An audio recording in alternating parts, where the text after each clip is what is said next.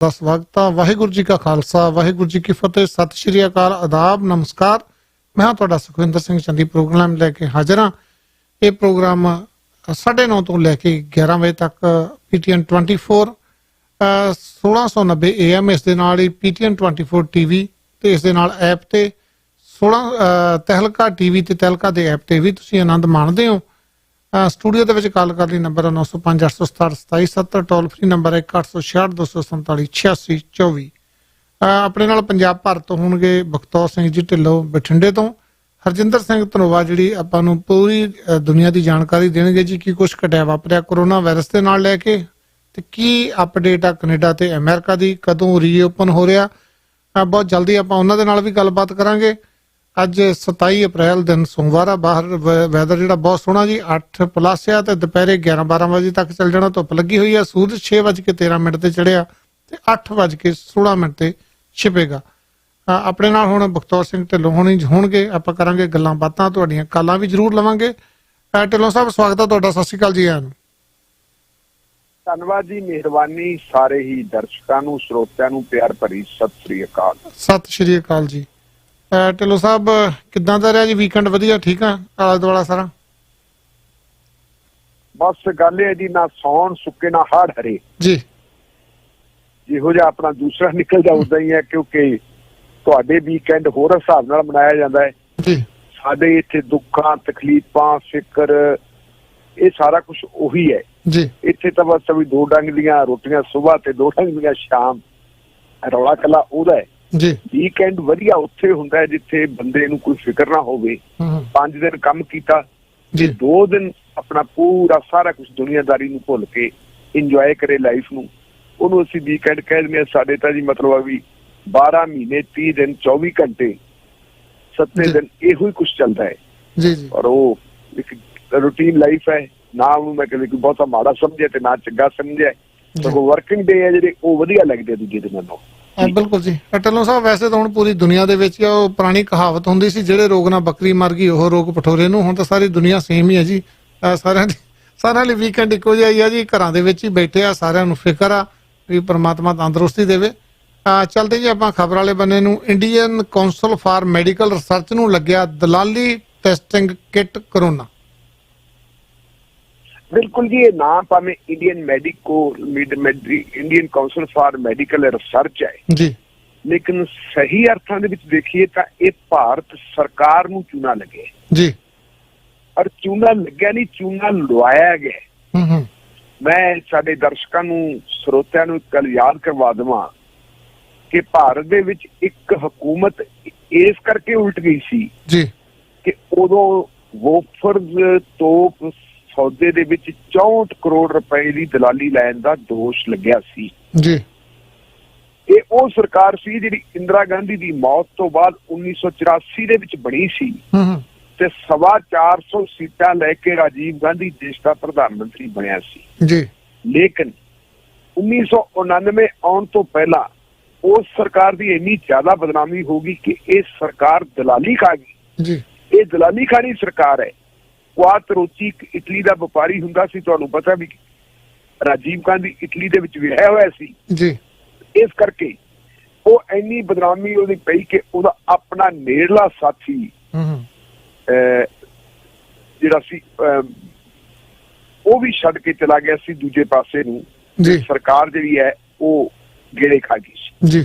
ਸੋ ਆਪਾਂ ਕਹਿ ਸਕਦੇ ਹਾਂ ਕਿ ਇਹ ਜਿਹੜਾ ਦਲਾਲੀ ਨਾਲ ਕਹਿੰਦੇ ਦਲਾਲੀ ਦਾ ਮੂੰਹ ਕਾਲਾ ਜੀ, ਕੋਲਿਆਂ ਦੀ ਦਲਾਲੀ ਚ ਮੂੰਹ ਕਾਲਾ। ਪਰ ਮੈਨੂੰ ਤਾਂ ਇਹ ਲੱਗਦੀ ਹੈ ਕਿ ਹੁਣ ਸਾਡੇ ਤਾਂ ਦੇਸ਼ ਦਾ ਕੋਈ ਪੋਲੀਟੀਸ਼ੀਅਨ ਬਚਿਆ ਹੀ ਨਹੀਂ ਹੋਣਾ ਜੀ ਜਿਹਦਾ ਮੂੰਹ ਕਾਲਸ ਤੋਂ ਬਗੈਰ ਬਚਿਆ ਹੋਵੇ। ਮੈਂ ਯਾਦ ਕਰਾਉਣਾ ਸਾਡੇ ਸਰੋਤਿਆਂ ਨੂੰ, ਜਦੋਂ ਸਾਡੇ ਦੇਸ਼ ਦੇ ਪ੍ਰਧਾਨ ਮੰਤਰੀ ਬਣੇ ਨਰਿੰਦਰ ਮੋਦੀ ਸਾਹਿਬ ਜੀ, ਇਹਨਾਂ ਨੇ ਇੱਕ ਸ਼ਬਦ ਕਿਹਾ ਸੀ, ਇੱਕ ਗੱਲ ਕਹੀ ਸੀ ਕਿ ਨਾ ਖਾਊਂਗਾ ਨਾ ਖਾਣੇ ਦੂੰਗਾ ਜੀ। ਤੇ ਇਹ ਕਿਹਾ ਸੀ ਕਿ ਮੈਂ ਇਸ ਦੇਸ਼ ਦਾ ਚੌਕੀਦਾਰ ਹਾਂ ਤੇ ਮੈਂ ਦੇਸ਼ ਦੇ ਹਿੱਤਾਂ ਦੀ ਰਾਖੀ ਕਰੂੰਗਾ। ਹੁਣ ਇਸ ਵੇਲੇ ਕਰੋਨਾ ਦੀ ਬਿਮਾਰੀ ਨੇ ਸਾਰੀ ਦੁਨੀਆ ਨੂੰ ਆਪਣੀ ਲਪੇਟ ਵਿੱਚ ਲਿਆ ਹੋਇਆ। ਸਾਰੇ ਪਾਸੇ ਹਾਹਾਕਾਰ ਮੱਚੀ ਹੋਈ ਹੈ, ਲੇਕਿਨ ਇੱਥੇ ਇੱਕ ਐਡਾ ਵੱਡਾ ਸਕੈਂਡਲ ਹੋ ਰਿਹਾ ਹੈ। ਪਤਾ ਲੱਗ ਗਿਆ ਉਸ ਸਕੈਂਡਲ ਨੂੰ ਹੋਣ ਵਾਪਰਨ ਤੋਂ ਪਤਾ ਨਹੀਂ ਕੀ ਕੀ ਉਹਦੀਆਂ ਜਦੋਂ ਪਰਤਾਂ ਖੁੱਲਣਗੀਆਂ ਪਤਾ ਉਦੋਂ ਲੱਗੂਗਾ ਜੀ। ਉਹ ਸਕੈਂਡਲ ਕੀ ਹੈ? ਮੈਂ ਯਾਦ ਕਰਾਵਾਂ, ਸਾਡੇ ਸਰੋਤਿਆਂ ਨੂੰ ਯਾਦ ਹੋਣਾ ਹੈ ਕਿ ਚਾਈਨਾ ਤੋਂ ਕਿੱਟਾਂ ਮੰਗਵਾਈਆਂ ਸੀ ਜੀ, ਜਿਨ੍ਹਾਂ ਨੂੰ ਅਸੀਂ ਰੈਪਿਡ ਟੈਸਟਿੰਗ ਕਿੱਟਾਂ ਕਹਿ ਦਿੰਦੇ ਹਾਂ। ਉਹ ਕਿੱਟਾਂ ਜਿਨ੍ਹਾਂ ਨੇ ਲੋਕਾਂ ਦੀ ਸ਼ਨਾਖਤ ਕਰਨੀ ਹੈ, ਦੇਖਣਾ ਕਿ ਇਹਦੇ ਵਿੱਚ ਇਹਨੂੰ ਬਾਡੀ ਨੂੰ ਕਰੋਨਾ ਵਾਇਰਸ ਦੀ ਲਾਗ ਲੱਗੀ ਹੈ ਕਿ ਨਹੀਂ ਲੱਗੀ। ਉਹ ਵਾਇਰਸ ਨੂੰ ਦੇਖਣ ਵਾਸਤੇ ਕਿੱਟਾਂ ਖਰੀਦੀਆਂ ਸੀ, ਤੇ ਜਦੋਂ ਕਿੱਟਾਂ ਆਪਣੀ Indian Council for Medical research ਨੇ ਵੱਖ-ਵੱਖ ਸੂਬਿਆਂ ਨੂੰ ਭੇਜੀਆਂ, ਤਾਂ ਸਭ ਤੋਂ ਪਹਿਲਾਂ ਰਾਜਸਥਾਨ ਦੀ ਸਰਕਾਰ ਨੇ ਕਿਹਾ ਕਿ ਜੀ ਅਸੀਂ ਇਹ ਕਿੱਟਾਂ ਨਹੀਂ ਵਰਤ ਸਕਦੇ, ਇਹ ਪੋਜ਼ਿਟਿਵ ਕੇਸਾਂ ਨੂੰ ਨੈਗੇਟਿਵ ਕਹਿ ਰਹੀ ਹੈ, ਇਹਦੇ ਵਿੱਚ ਕੋਈ ਨੁਕਸ ਹੈ। ਉਹ ਕਿੱਟਾਂ ਵਾਪਸ ਕਰਤੀਆਂ। 5 ਲੱਖ ਕਿੱਟਾਂ ਦਾ ਆਰਡਰ ਦਿੱਤਾ ਸੀ ਇੱਕ ਕੰਪਨੀ ਨੂੰ। ਜੀ, ਤੁਸੀਂ ਜਾਣਦੇ ਹੋ ਵੀ ਕੰਪਨੀਆਂ 2 ਕਿਸਮ ਦੀਆਂ ਹੁੰਦੀਆਂ। ਇੱਕ ਕੰਪਨੀ ਉਹ ਹੈ ਜਿਹੜੀ ਕੰਪਨੀ ਮਾਲ ਤਿਆਰ ਕਰਦੀ ਹੈ ਜੀ, ਤੇ ਤਿਆਰ ਮਾਲ ਨੂੰ ਵੇਚਣ ਵਾਸਤੇ ਫਿਰ ਅੱਗੇ ਇੱਕ ਏਜੰਟ ਰੱਖੇ ਹੁੰਦੇ ਆ, ਦਲਾਲ ਰੱਖੇ ਹੁੰਦੇ ਹੈ। ਉਹ ਦਲਾਲ ਫਿਰ ਸੌਦਾ ਦੂਜੇ ਪਾਸੇ ਕਰਦੇ ਆ, ਦੂਜੇ ਗਾਹਕਾਂ ਨਾਲ ਕਰਦੀ ਹੈ। ਇਹ ਕੰਪਨੀਆਂ ਚਾਈਨਾ ਦੀਆਂ ਜਿਨ੍ਹਾਂ ਨੇ ਕਿੱਟਾਂ ਬਣਾਈਆਂ, ਤੇ ਜਿਹੜੀ ਦਲਾਲ ਕੰਪਨੀ ਹੈ ਉਹਦਾ ਨਾਮ ਮੈਟ੍ਰਿਕਸ ਲੈਬ ਜੀ। ਤੇ ਮੈਟ੍ਰਿਕਸ ਲੈਬ ਜਿਹੜੀ ਹੈਗੀ ਉਹਨਾਂ ਦੀ ਅਧਿਕਾਰਤ ਏਜੰਟ ਦਲਾਲ ਹੈ ਭਾਰਤ ਦੇ ਵਿੱਚ। ਲਓ ਜੀ, ਕਿੱਟ ਮੈਟ੍ਰਿਕ ਲੈਬ ਨੇ ਜਿਹੜੀ ਖਰੀਦੀ ਉਹ 145 ਰੁਪਇਆ ਪ੍ਰਤੀ ਕਿੱਟ ਦੇ ਲਿਹਾਜ਼ ਨਾਲ ਖਰੀਦੀ ਹੈ ਜੀ।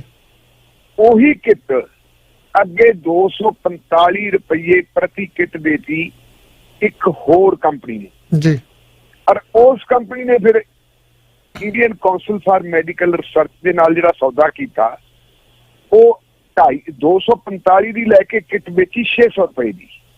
ਭਾਵ ਜਿਹੜੀ ਕਿੱਟ ਚਾਈਨਾ ਦੇ ਵਿੱਚੋਂ 145 ਰੁਪਏ ਦੀ ਆਈ ਸੀ, ਉਹ Indian medical council Indian Council for Medical research ਨੂੰ ਮਿਲੀ 600 ਰੁਪਏ ਦੀ।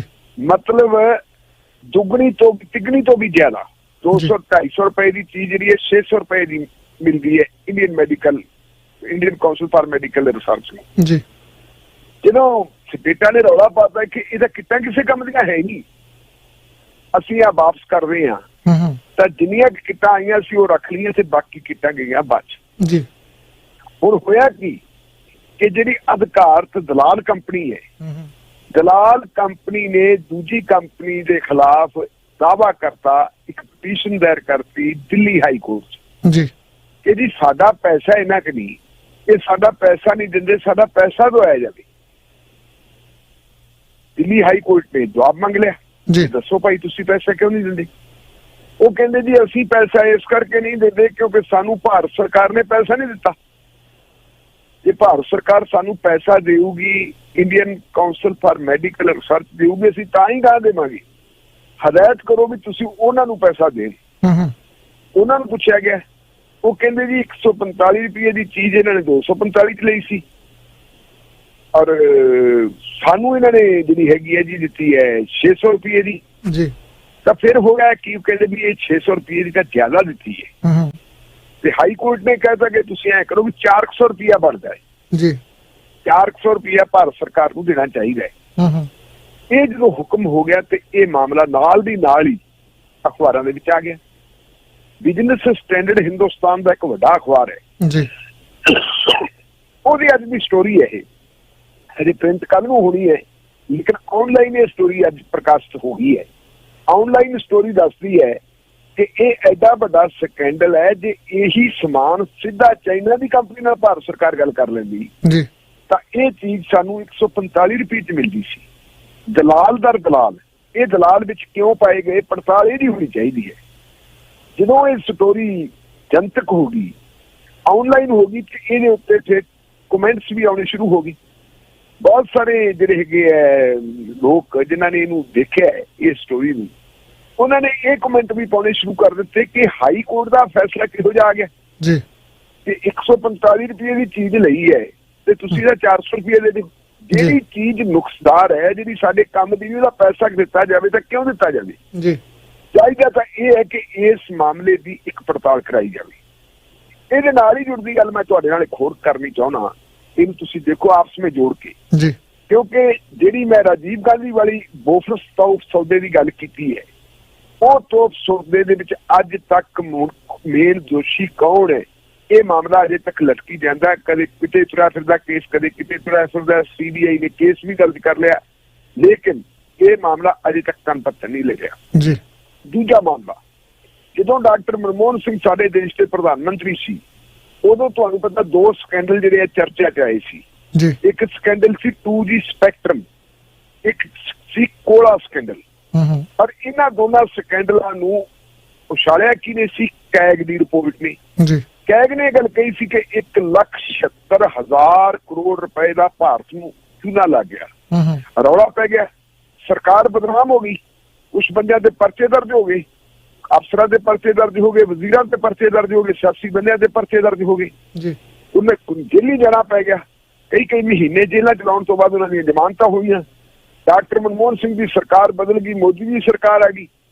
ਮੋਦੀ ਦੀ ਸਰਕਾਰ ਦੇ ਵਿੱਚ ਉਹਨਾਂ ਕੇਸਾਂ ਦੇ ਫੈਸਲੇ ਹੋਏ, ਇੱਕ ਇੱਕ ਕਰਕੇ ਸਾਰੇ ਦੇ ਸਾਰੇ ਕੇਸ ਬਰੀ ਹੋ ਗਏ, ਕਿਸੇ ਬੰਦੇ ਨੂੰ ਇੱਕ ਦਿਨ ਦੀ ਸਜ਼ਾ ਨਹੀਂ ਹੋਈ ਜੀ। ਇਹਦਾ ਮਤਲਬ ਇਹ ਹੈ ਕਿ ਸਰਕਾਰਾਂ ਪਲਟ ਜਾਂਦੀਆਂ ਅਣਹੋਏ ਸਕੈਂਡਲਾਂ ਕਰਕੇ। ਜਿਹੜੇ ਸਕੈਂਡਲ ਹੁੰਦੇ ਨਹੀਂ ਉਹ ਆ ਜਾਂਦੇ, ਲੇਕਿਨ ਸਾਡੇ ਦੇਸ਼ ਦੀ ਸਰਕਾਰੀ ਮਸ਼ੀਨਰੀ ਕਹੀ ਦੀ ਹੈ ਕਿ ਉਹ ਅਣਹੋਏ ਸਕੈਂਡਲ ਨੂੰ ਸਕੈਂਡਲ ਬਣਾ ਦਿੰਦੀ ਹੈ, ਲੇਕਿਨ ਜਿੱਥੇ ਸਕੈਂਡਲ ਹੋਇਆ ਹੁੰਦਾ ਹੈ ਉਸ ਸਕੈਂਡਲ ਨੂੰ ਲੁਕੋ ਦਿੰਦੀ ਹੈ। ਮੈਂ ਤੁਹਾਡੇ ਯਾਦ ਕਰਾਉਣਾ ਚਾਹਣਾ, ਜਦੋਂ ਰਫੇਲ ਵਾਲਾ ਰੌਲਾ ਪਿਆ ਜੀ, ਰਫੇਲ ਵਾਲਾ ਰੌਲਾ ਪੈਣ ਤੋਂ ਬਾਅਦ 3 ਬੰਦਿਆਂ ਨੇ ਸੁਪਰੀਮ ਕੋਰਟ ਦੇ ਵਿੱਚ ਇੱਕ ਪਟੀਸ਼ਨ ਦਾਇਰ ਕਰਤੀ। ਕੌਣ ਸੀ ਜੀ 3 ਬੰਦੇ? ਇੱਕ ਪ੍ਰਸ਼ਾਂਤ ਭੂਸ਼ਣ, ਭਾਰਤ ਦਾ ਬਹੁਤ ਮੰਨਿਆ ਪਰਮੰਨਿਆ ਵਕੀਲ, ਇੱਕ ਜਸਵੰਤ ਸਿਨਹਾ ਸਾਬਕਾ ਵਿਦੇਸ਼ ਮੰਤਰੀ ਤੇ ਖਜ਼ਾਨਾ ਮੰਤਰੀ, ਵਾਜਪਾਈ ਸਾਹਿਬ ਦੇ ਜ਼ਮਾਨੇ 'ਚ ਰਿਹਾ ਸੀ, ਭਾਰਤੀ ਜਨਤਾ ਪਾਰਟੀ ਦਾ ਲੀਡਰ ਹੈ। ਤੀਜਾ ਆਪਣੇ ਜ਼ਮਾਨੇ ਦਾ ਬਹੁਤ ਵੱਡਾ ਪੱਤਰਕਾਰ ਅਰਨ ਸ਼ੌਰੀ, ਜਿਹਦੀਆਂ ਲਿਖਤਾਂ ਨੇ ਸਰਕਾਰਾਂ ਪਲਟਾਈਆਂ ਸੀ, ਜਿਹੜਾ ਭਾਰਤੀ ਜਨਤਾ ਪਾਰਟੀ ਦੀ ਸਰਕਾਰ ਜਿਹੜੀ ਵਾਜਪਾਈ ਸਾਹਿਬ ਲੀਡ ਕਰਦੇ ਸੀ ਉਹਦੇ ਵਿੱਚ ਵਜ਼ੀਰ ਰਿਹਾ ਸੀਗਾ। ਉਹਨਾਂ 3 ਨੇ ਪਟੀਸ਼ਨ ਦਾਇਰ ਕਰਤੀ ਤੇ ਪਟੀਸ਼ਨ ਦੇ ਵਿੱਚ ਉਹਨਾਂ ਨੇ ਮੰਗ ਕੀਤੀ ਸੀ ਜੀ ਇਸ ਮਾਮਲੇ ਦੀ ਪੜਤਾਲ ਕਰਾਈ ਜਾਵੇ, SIT ਬਣਾਈ ਜਾਵੇ। ਮਾਨਯੋਗ ਸੁਪਰੀਮ ਕੋਰਟ ਨੇ ਰਿਪੋਰਟ ਮੰਗ ਲਈ। ਉਸ ਰਿਪੋਰਟ ਦੇ ਵਿੱਚ ਭਾਰਤ ਸਰਕਾਰ ਨੇ ਕਹਿਤਾ ਜੀ ਇਹਦੀ ਤਾਂ ਪੜਤਾਲ ਪਹਿਲਾਂ ਹੀ ਅਸੀਂ ਕਰਵਾ ਚੁੱਕੇ ਹਾਂ ਵਿਜੀਲੈਂਸ ਕਮਿਸ਼ਨਰ ਕੋਲੋਂ। ਵਿਜੀਲੈਂਸ ਕਮਿਸ਼ਨ ਨੇ ਕਹਿਤਾ ਕਿ ਇਹਦੀ ਤਾਂ ਕੋਈ ਰੌਲਾ ਹੀ ਨਹੀਂ ਹੋਇਆ, ਔਰ ਸਾਡੀ ਸੁਪਰੀਮ ਕੋਰਟ ਨੇ ਫੈਸਲਾ ਦਿੱਤਾ ਕਿ ਵਿਜੀਲੈਂਸ ਕਮਿਸ਼ਨ ਕਿਉਂਕਿ ਇੱਕ ਸੰਵਿਧਾਨਕ ਸੰਸਥਾ ਹੈ, ਉਹਨਾਂ ਨੇ ਪੜਤਾਲ ਕਰ ਲਈ, ਇਸ ਕਰਕੇ ਇਹਦੀ ਪੜਤਾਲ ਕਰਵਾਉਣ ਦੀ ਲੋੜ ਕੀ ਹੈ। ਹੁਣ ਇੱਕ ਨਵੀਂ ਗੱਲ ਬਣੀ ਹੈ ਕਿ ਸਾਡੇ ਦੇਸ਼ ਦਾ ਵਿਜੀਲੈਂਸ ਕਮਿਸ਼ਨ ਦਾ ਜਿਹੜਾ ਅਹੁਦਾ ਖਾਲੀ ਪਿਆ ਸੀ ਕਮਿਸ਼ਨਰ ਦਾ, ਉਹ ਅਹੁਦਾ ਵੀ ਭਰਤਾ ਜੀ 2 ਦਿਨ ਪਹਿਲਾਂ। ਕੱਲ ਉਹਨੂੰ ਸਹੁੰ ਵੀ ਚੁਕਾਤੀ। ਕੌਣ ਬਣਾਇਆ ਜੀ ਵਿਜੀਲੈਂਸ ਕਮਿਸ਼ਨਰ? ਸੰਜੇ ਕੋਠਾਰੀ। ਸੰਜੇ ਕੋਠਾਰੀ ਕੌਣ ਹੈ? ਉਹ ਰਾਸ਼ਟਰਪਤੀ ਸਾਹਿਬ ਦਾ ਇਸ ਵੇਲੇ ਦਾ ਸੈਕਟਰੀ ਸੀਗਾ, ਹੁਣ ਤਾਂ ਉਹ ਰਿਹਾ ਸਾਬਕਾ ਹੋ ਗਿਆ। ਉਹ ਤੋਂ ਪਹਿਲਾਂ ਉਹ ਹਰਿਆਣਾ ਕਾਡਰ ਦਾ ਇੱਕ IAS ਅਫਸਰ ਹੈ।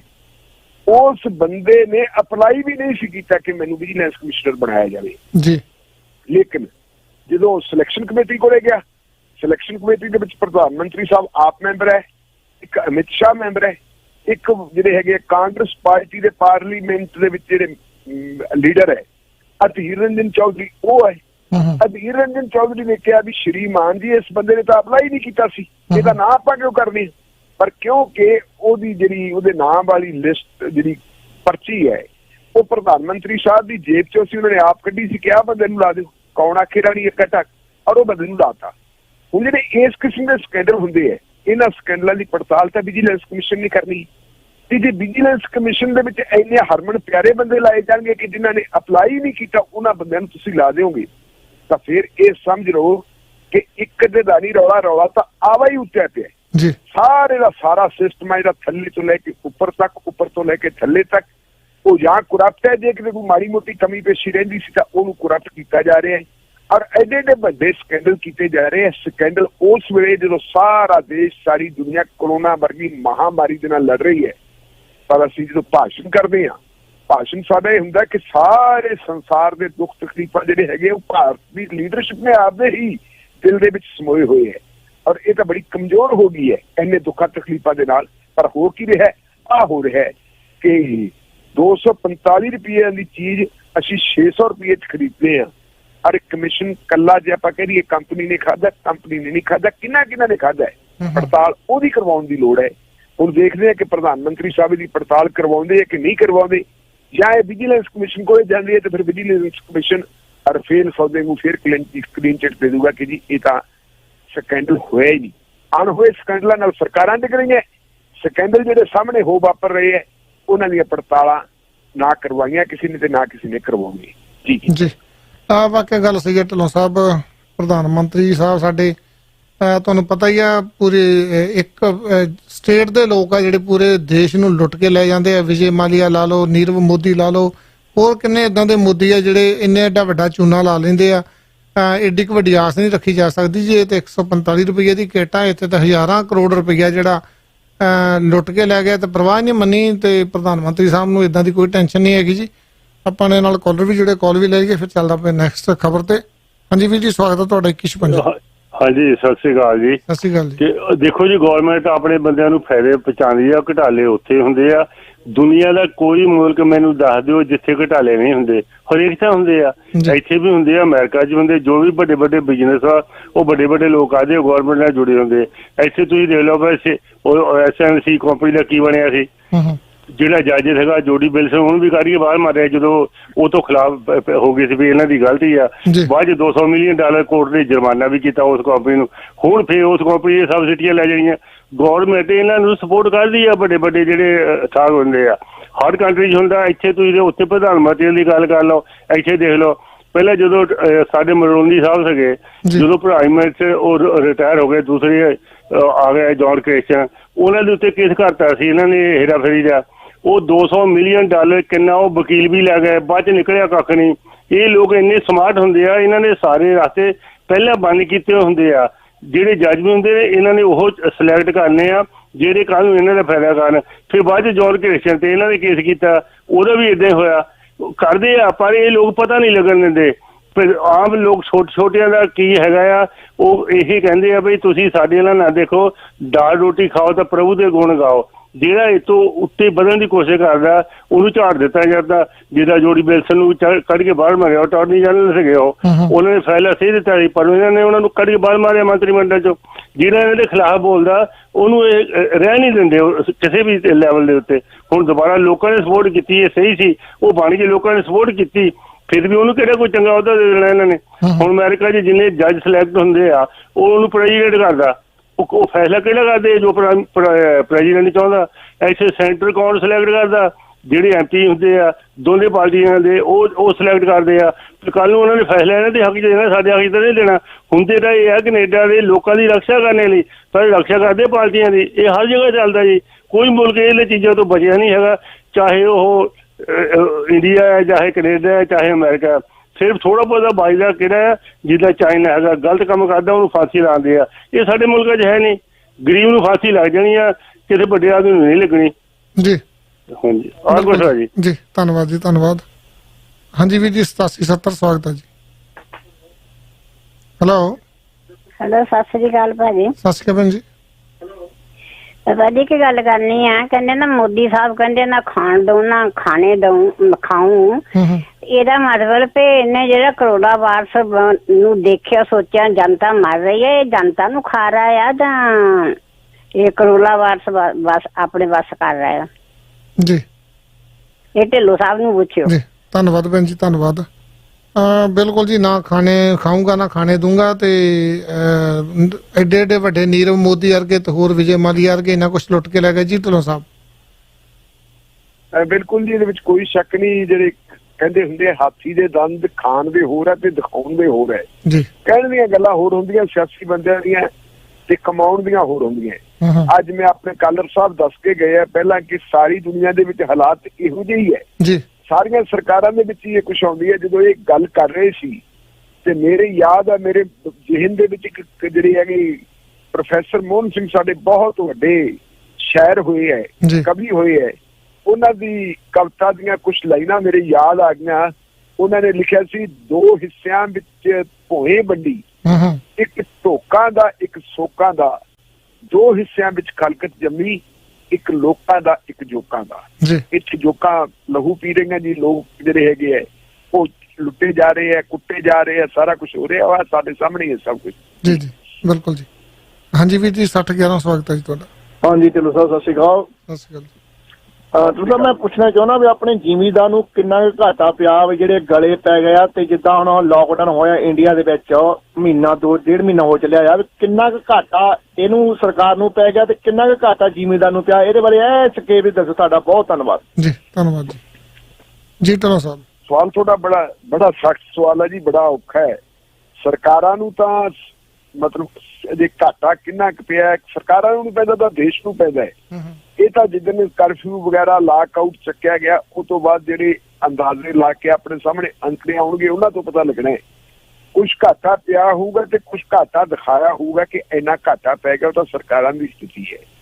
ਜਿੱਥੋਂ ਤੱਕ ਕਿਸਾਨੀ ਦਾ ਸੰਬੰਧ ਹੈ, ਜਿਹੜੀ ਕੱਲ ਬਾਰਿਸ਼ ਹੋਈ ਹੈ, ਉਸ ਬਾਰਿਸ਼ ਦੇ ਨਾਲ ਨੁਕਸਾਨ ਕਿਸਾਨੀ ਦਾ ਜ਼ਰੂਰ ਹੋਇਆ, ਪਰ ਆਪਾਂ ਇਹ ਕਹਿ ਦਈਏ ਕਿ ਬਹੁਤ ਜ਼ਿਆਦਾ ਹੋਇਆ।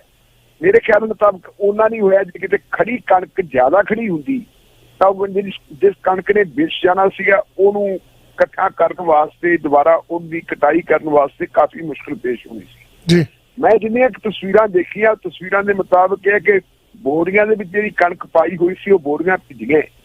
ਤੇ ਇਹ ਤੁਸੀਂ ਵੀ ਸਮਝਦੇ ਹੋ, ਸਿਆਣੇ ਹੋ, ਕਿ ਜਿਹੜੀ ਬੋਰੀਆਂ 'ਚ ਕਣਕ ਪਾਈ ਜਾਂਦੀ ਹੈ, ਉਹ ਉਹੀ ਪਾਈ ਜਾਂਦੀ ਹੈ ਜਿਹੜੀ ਕਣਕ ਵਿਕ ਚੁੱਕੀ ਹੁੰਦੀ ਹੈ, ਕਿਸਾਨ ਨੂੰ ਉਹਦੀ ਪੇਮੈਂਟ ਹੋ ਜਾਣੀ ਹੈ ਜੀ। ਲੇਕਿਨ ਤਸੱਲੀ ਵਾਲੀ ਗੱਲ ਇਹ ਹੈ ਕਿ ਭਾਵੇਂ ਲਾਕਆਊਟ ਲੱਗਿਆ, ਕਰਫਿਊ ਲੱਗਿਆ, ਕਿਸਾਨੀ ਦਾ ਜਿਹੜਾ ਹੈਗਾ ਕਾਫੀਆ ਵੀ ਬਾਕੀ ਲੋਕਾਂ ਦੇ ਨਾਲ ਕੱਸਿਆ ਗਿਆ ਹੈ, ਲੇਕਿਨ ਤਸੱਲੀ ਵਾਲੀ ਗੱਲ ਇਹ ਹੈ ਕਿ ਐਤਕੀ ਬੰਪਰ ਜਿਹੜੀ ਹੈਗੀ ਹੈ ਕ੍ਰੌਪ ਹੋਈ ਹੈ, ਫਸਲ ਜਿਹੜੀ ਹੈ ਬਹੁਤ ਜ਼ਿਆਦਾ ਹੋਈ ਹੈ। ਜੇ ਹਜੇ ਹਕੀਕਤ ਦਾ ਪਤਾ ਲੱਗਣਾ ਬਾਅਦ ਦੇ ਵਿੱਚ, ਜਦੋਂ ਤੁਰ ਗਈ ਸਾਰੀ ਕੰਢੇ ਤੇ ਚੜ੍ਹ ਗਈ, ਉਦੋਂ ਪਤਾ ਲੱਗੂ ਕੀ ਹੈ।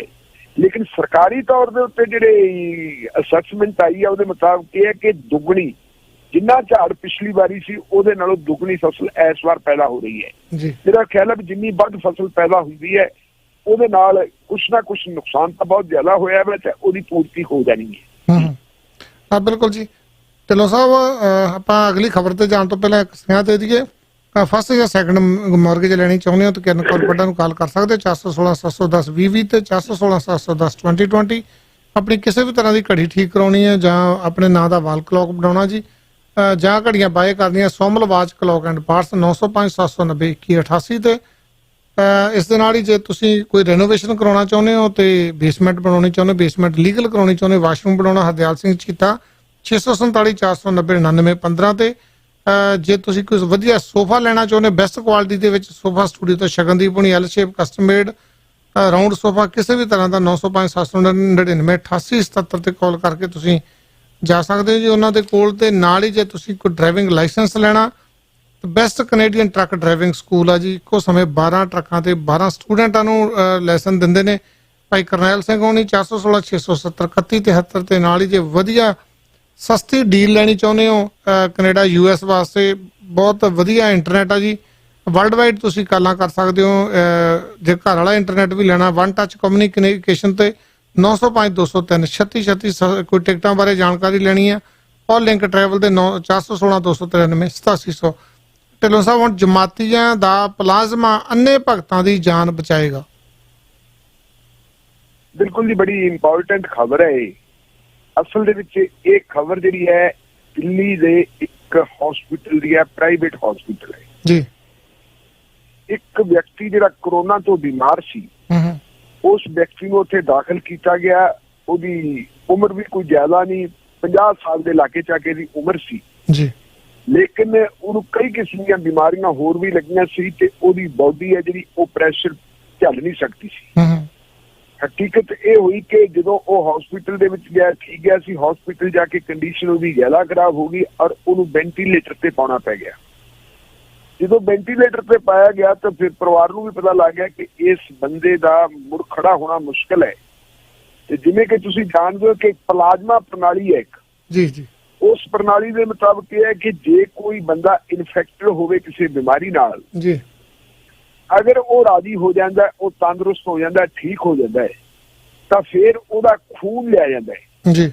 ਖੂਨ ਦੇ ਵਿੱਚੋਂ ਫਿਰ ਜਿਹੜੀ ਖੂਨ ਨੂੰ ਅਲੱਗ-ਅਲੱਗ ਕੀਤਾ ਜਾਂਦਾ ਹੈ, ਉਹਦੇ ਚੋਂ ਜਿਹੜੇ ਉਹਦੇ ਰੈੱਡ ਸੈੱਲ ਆ ਪਾਸੇ ਕੀਤੇ ਜਾਂਦੇ ਆ ਤੇ ਨਾਲ ਹੀ ਜਿਹੜੇ ਇੱਕ ਪੀਲੇ ਜਿਹੇ ਰੰਗ ਦਾ ਹੁੰਦਾ, ਜਿਵੇਂ ਅਸੀਂ ਪਲਾਜ਼ਮਾ ਕਹਿ ਦਿੰਦੇ, ਇਹਨੂੰ ਪਲਾਜ਼ਮਾ ਕੱਢ ਲਿਆ ਜਾਂਦਾ ਜੀ।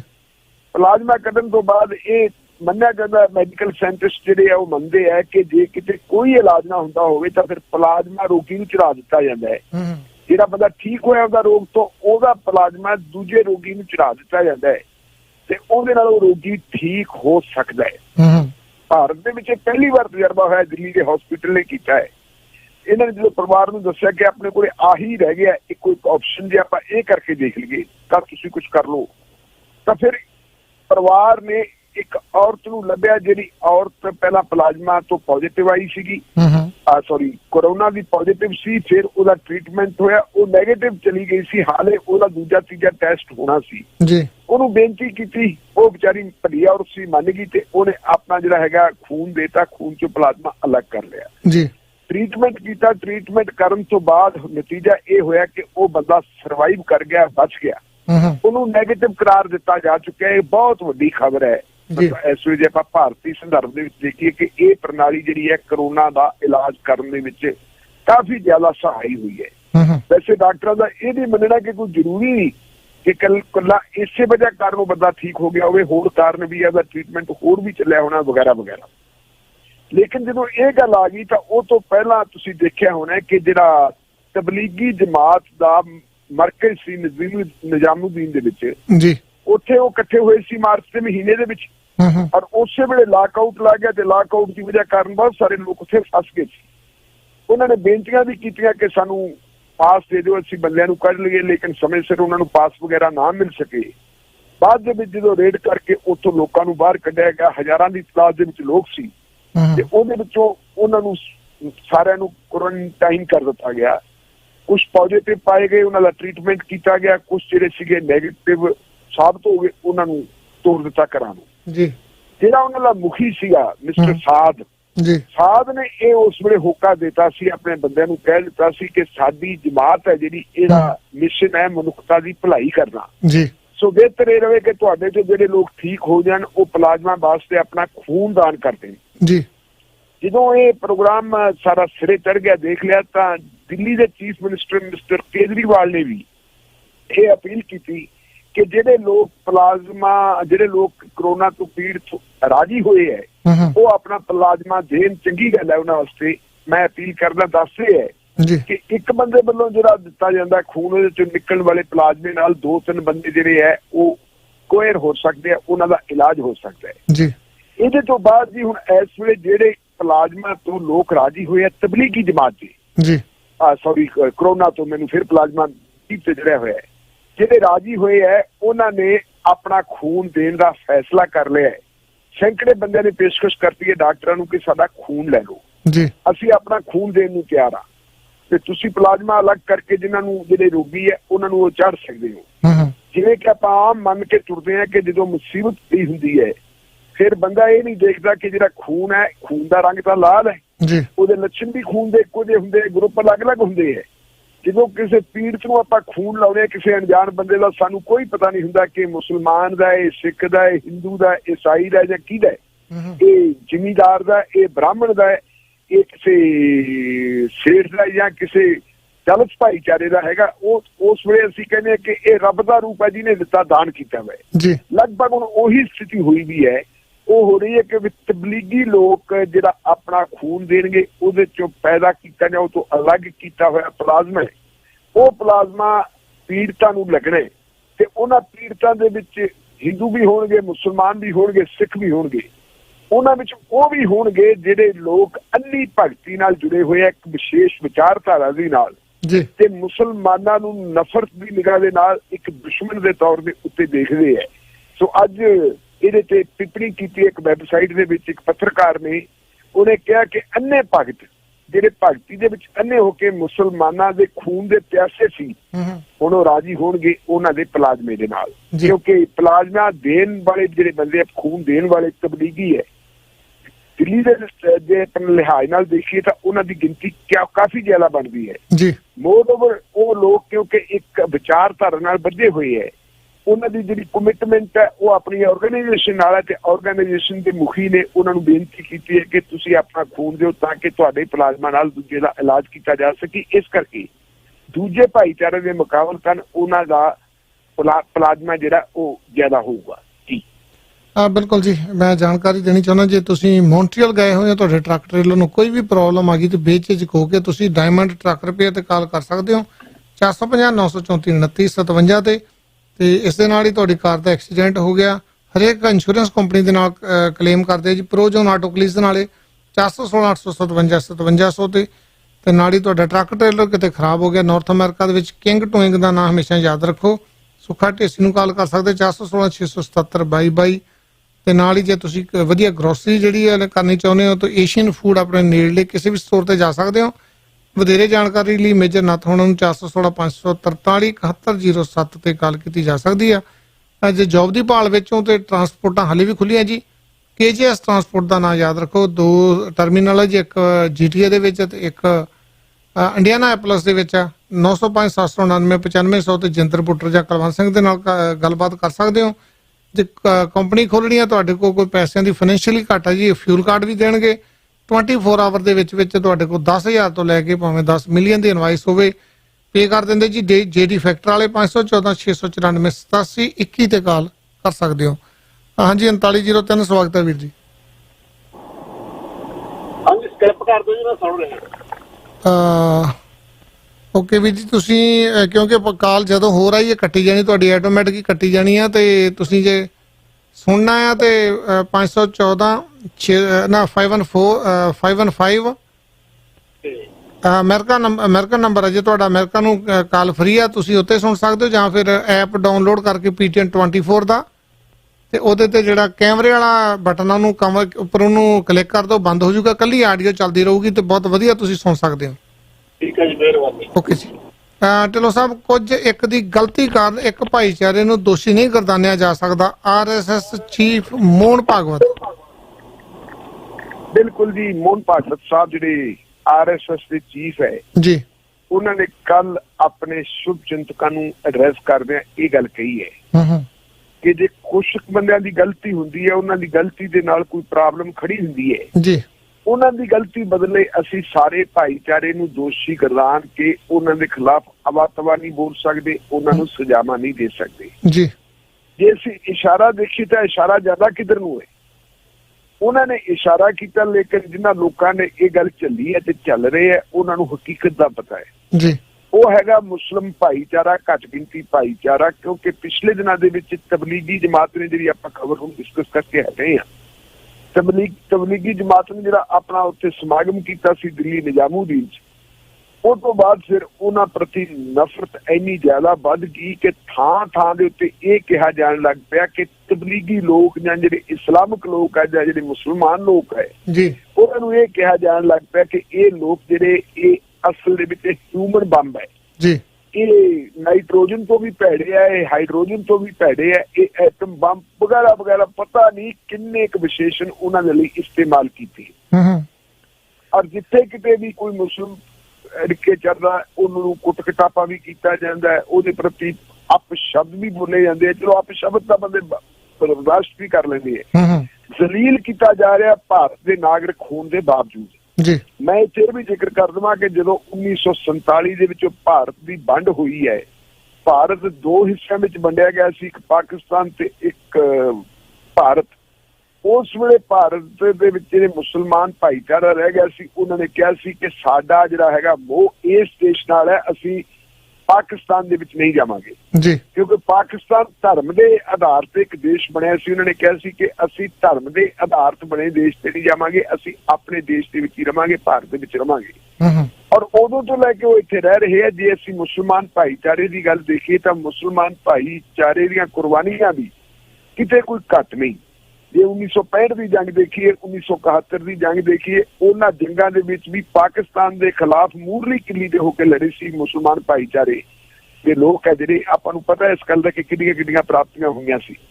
ਜੇ ਅਸੀਂ ਸਾਇੰਸ ਦੇ ਲਿਹਾਜ਼ ਨਾਲ ਗੱਲ ਦੇਖੀਏ ਤਾਂ ਮੈਂ ਯਾਦ ਕਰਨਾ ਚਾਹੁੰਦਾ, ਉਹ ਨਮਨ ਵੀ ਹੁੰਦਾ, ਸਾਡੇ ਸਾਬਕਾ ਮਰਹੂਮ ਰਾਸ਼ਟਰਪਤੀ ਅਬੁਲ ਕਲਾਮ ਆਜ਼ਾਦ ਜੀ। ਆਜ਼ਾਦ ਸਾਹਿਬ ਨੇ ਮਿਜ਼ਾਈਲ, ਜਿਹਨੂੰ ਮਿਜ਼ਾਈਲਾਂ ਦਾ ਫਾਦਰ ਵੀ ਕਿਹਾ ਜਾਂਦਾ ਹੈ, ਜਿਨ੍ਹਾਂ ਨੇ ਮਿਜ਼ਾਈਲ ਸਿਸਟਮ ਬਣਾਇਆ, ਬਹੁਤ ਵੱਡੇ ਉਹ ਸਾਇੰਸਦਾਨ ਸੀ।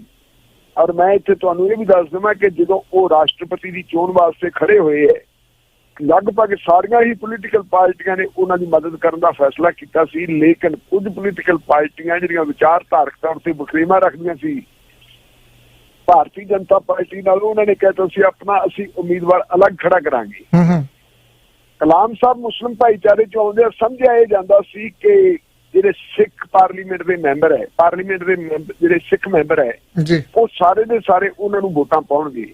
ਲੇਕਿਨ ਉਦੋਂ ਇੱਕੋ ਇੱਕ ਸਿੱਖ ਆਗੂ ਸੀ ਸਿਮਰਜੀਤ ਸਿੰਘ ਮਾਨ, ਜਿਹੜੇ ਪਾਰਲੀਮੈਂਟ ਦੇ ਮੈਂਬਰ ਹੁੰਦੇ ਸੀ।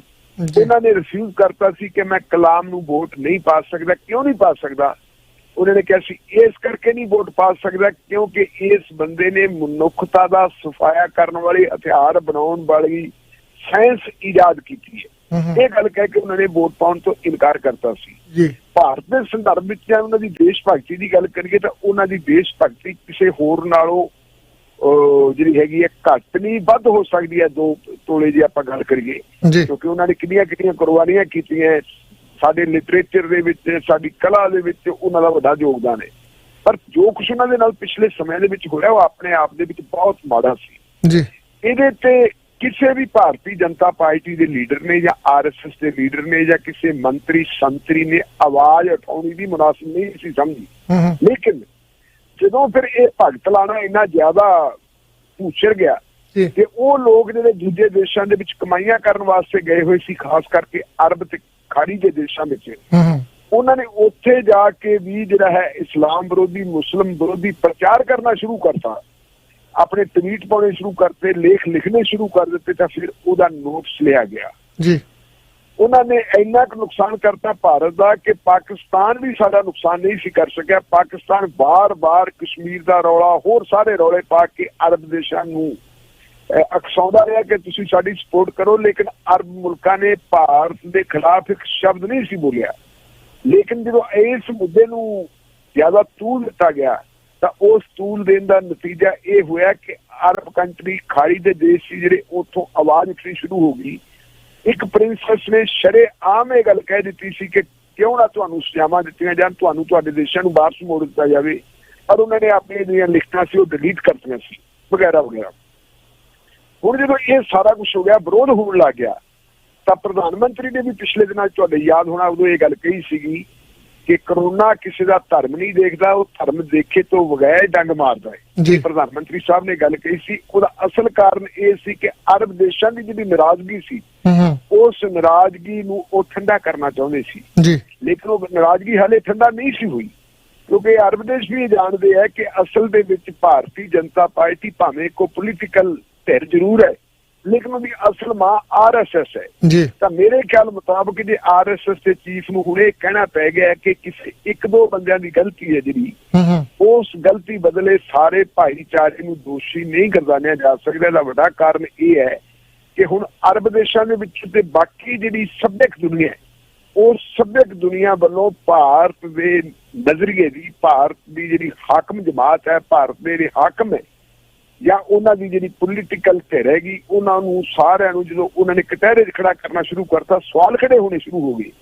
ਤਾਂ ਹੁਣ RSS ਦੇ ਚੀਫ ਨੂੰ ਮੂਹਰੇ ਹੋ ਕੇ ਇਹ ਗੱਲ ਕਿਸਮ ਦੀ ਸਫਾਈ ਦੇਣੀ ਪਈ ਹੈ ਕਿ ਅਸੀਂ ਹਾਂਜੀ ਠੀਕ ਹੈ, ਅਸੀਂ ਸਾਰੇ ਭਾਈਚਾਰਿਆਂ ਦੀ ਇੱਜ਼ਤ ਕਰਦੇ ਹਾਂ, ਸਤਿਕਾਰ ਕਰਦੇ ਹਾਂ। ਇਹ ਅਸਲ ਦੇ ਵਿੱਚ ਇੱਕ ਸਫਾਈ ਦੇਣ ਦਾ ਹੀ ਯਤਨ ਹੈ। ਬਿਲਕੁਲ ਜੀ, ਵਾਕਿਆ ਗੱਲ ਸਹੀ ਆ। ਆਪੇ ਮੈਂ ਨਾਤੀ ਧੋਤੀ ਆਪੇ ਮੇਰੇ ਬੱਚੇ ਜੀਣ, ਕਿਉਂਕਿ ਹੁਣ ਅੰਤਰਰਾਸ਼ਟਰੀ ਦਬਾਅ ਦੇ ਕਾਰਨ ਢਿੱਲੋਂ ਸਾਹਿਬ ਬੜਾ ਕੁਛ ਸੋਚਣਾ ਪੈ ਰਿਹਾ, ਕਿਉਂਕਿ ਸਰਕਾਰ ਤੋਂ ਜਦੋਂ ਦਬਾਅ ਪੈਂਦਾ ਤੇ ਮੋਹਨ ਭਾਗਵਤ ਨੂੰ ਵੀ ਇਹ ਗੱਲ ਕਹਿਣੀ ਪਈ ਆ ਤੇ ਨਰਿੰਦਰ ਮੋਦੀ ਨੂੰ ਵੀ ਇਹ ਗੱਲ ਕਹਿਣੀ ਪਈ ਆ ਵੀ ਇੱਕ ਫਿਰਕੇ ਦੇ ਨਾਲ ਇਹ ਸਾਰਾ ਕੁਛ ਨਹੀਂ ਫੈਲਦਾ। ਪਹਿਲਾਂ ਹੀ ਜਿਹੜਾ ਨਾਪ ਤੋਲ ਕੇ ਬੋਲਿਆ ਜਾਵੇ ਤੇ ਬੈਟਰ ਹੁੰਦਾ। ਕਈ ਵਾਰੀ ਆਪਾਂ ਮੂੰਹ ਚੋਂ ਗੱਲਾਂ ਇਦਾਂ ਦੀਆਂ ਕੱਢ ਲਈਆਂ ਮੂੰਹ ਦੇ ਵਿੱਚ ਨਹੀਂ ਪੈਂਦੀਆਂ।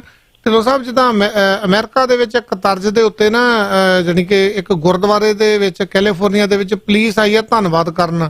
ਕੁਝ ਦਿਨ ਪਹਿਲਾਂ ਸ਼ਾਇਦ ਤੁਸੀਂ ਵੀਡੀਓ ਦੇਖੀ ਹੋਣੀ ਆ।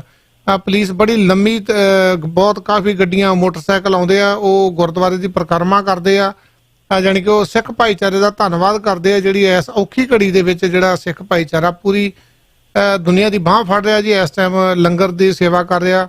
ਤੇ ਭਾਰਤ ਦੇ ਵਿੱਚ ਵੀ ਦਿੱਲੀ ਦੇ ਵਿੱਚ ਜਿਹੜਾ ਗੁਰਦੁਆਰਾ ਬੰਗਲਾ ਸਾਹਿਬ ਆ, ਉਹਦੇ ਵਿੱਚ ਵੀ ਦਿੱਲੀ ਪੁਲਿਸ ਭਾਵੇਂ ਬੜੇ ਵਿਵਾਦਾਂ ਦੇ ਵਿੱਚ ਰਹਿੰਦੀ ਆ। ਸਿੱਖ ਕਤਲੇਆਮ ਹੋਇਆ ਉਦੋਂ ਦਿੱਲੀ ਪੁਲਿਸ ਪੂਰੀ ਨਿਕੰਮੀ ਦੀ ਨਿਕੰਮੀ ਆ। ਜੇ ਹੁਣ ਥੋੜੇ ਦਿਨ ਹੀ ਪਹਿਲਾਂ ਇੱਕ ਫਿਰਕੇ ਨੂੰ ਜਿਹੜਾ ਨਿਸ਼ਾਨਾ ਬਣਾਇਆ ਗਿਆ, ਉਦੋਂ ਵੀ ਦਿੱਲੀ ਪੁਲਿਸ ਨੇ ਕੱਖ ਨਹੀਂ ਕੀਤਾ, ਅੱਖਾਂ ਮੀਟ ਕੇ ਵੇਖਦੀ ਰਹੀ।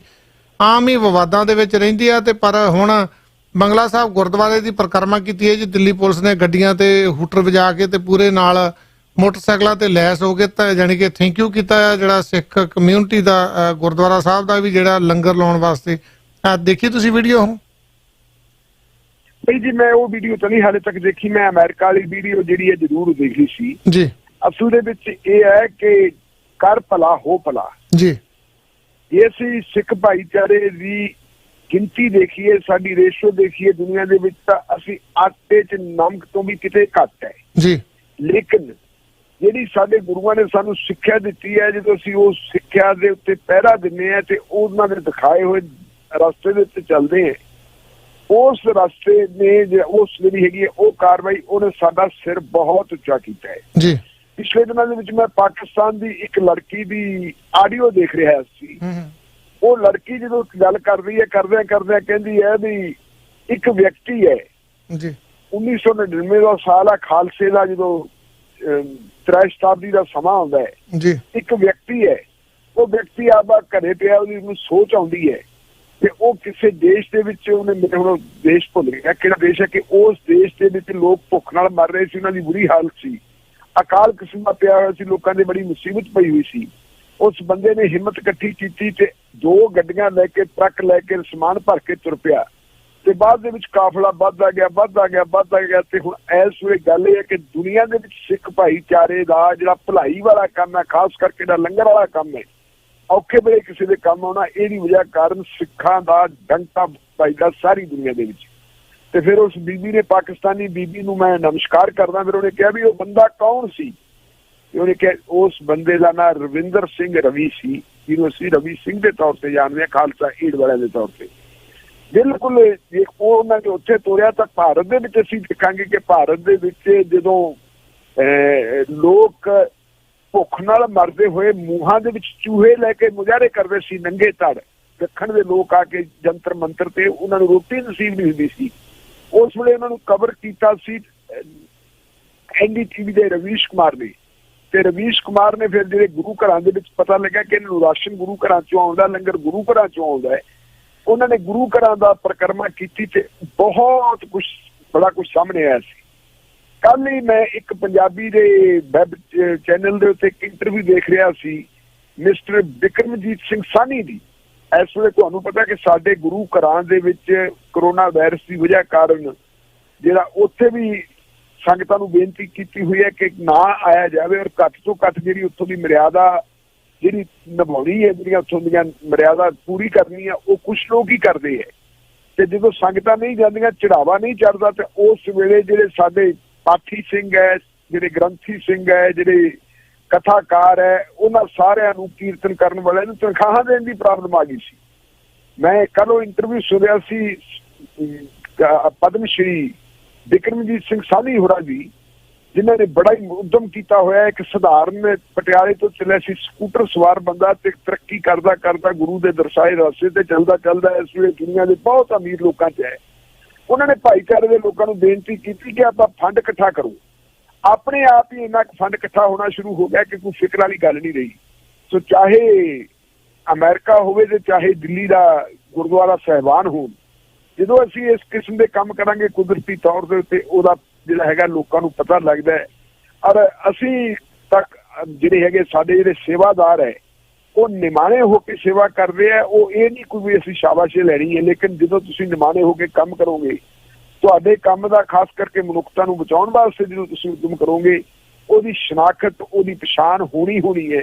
ਔਰ ਚੰਗੀ ਗੱਲ ਹੈ ਜੇ ਪੁਲਿਸ ਵਰਗਾ ਮਹਿਕਮਾ ਜੇ ਅਮਰੀਕਾ ਤੋਂ ਲੈ ਕੇ ਦਿੱਲੀ ਤੱਕ ਭਾਈਚਾਰੇ ਦੀ ਇਸ ਚੀਜ਼ ਨੂੰ ਹੌਸਲਾ ਅਫਜ਼ਾਈ ਕਰਨ ਵਾਸਤੇ ਥੈਂਕਸ ਕਰਦਾ ਹੈ ਗੁਰੂ ਘਰਾਂ ਦੇ ਵਿੱਚ ਆ ਕੇ, ਤਾਂ ਮੇਰਾ ਖਿਆਲ ਹੈ ਵੀ ਇਹ ਤੋਂ ਵੱਡਾ ਸਰਟੀਫਿਕੇਟ ਹੋਰ ਕੋਈ ਹੋ ਨਹੀਂ ਸਕਦਾ ਮਨੁੱਖਤਾ ਦੀ ਸੇਵਾ ਦਾ।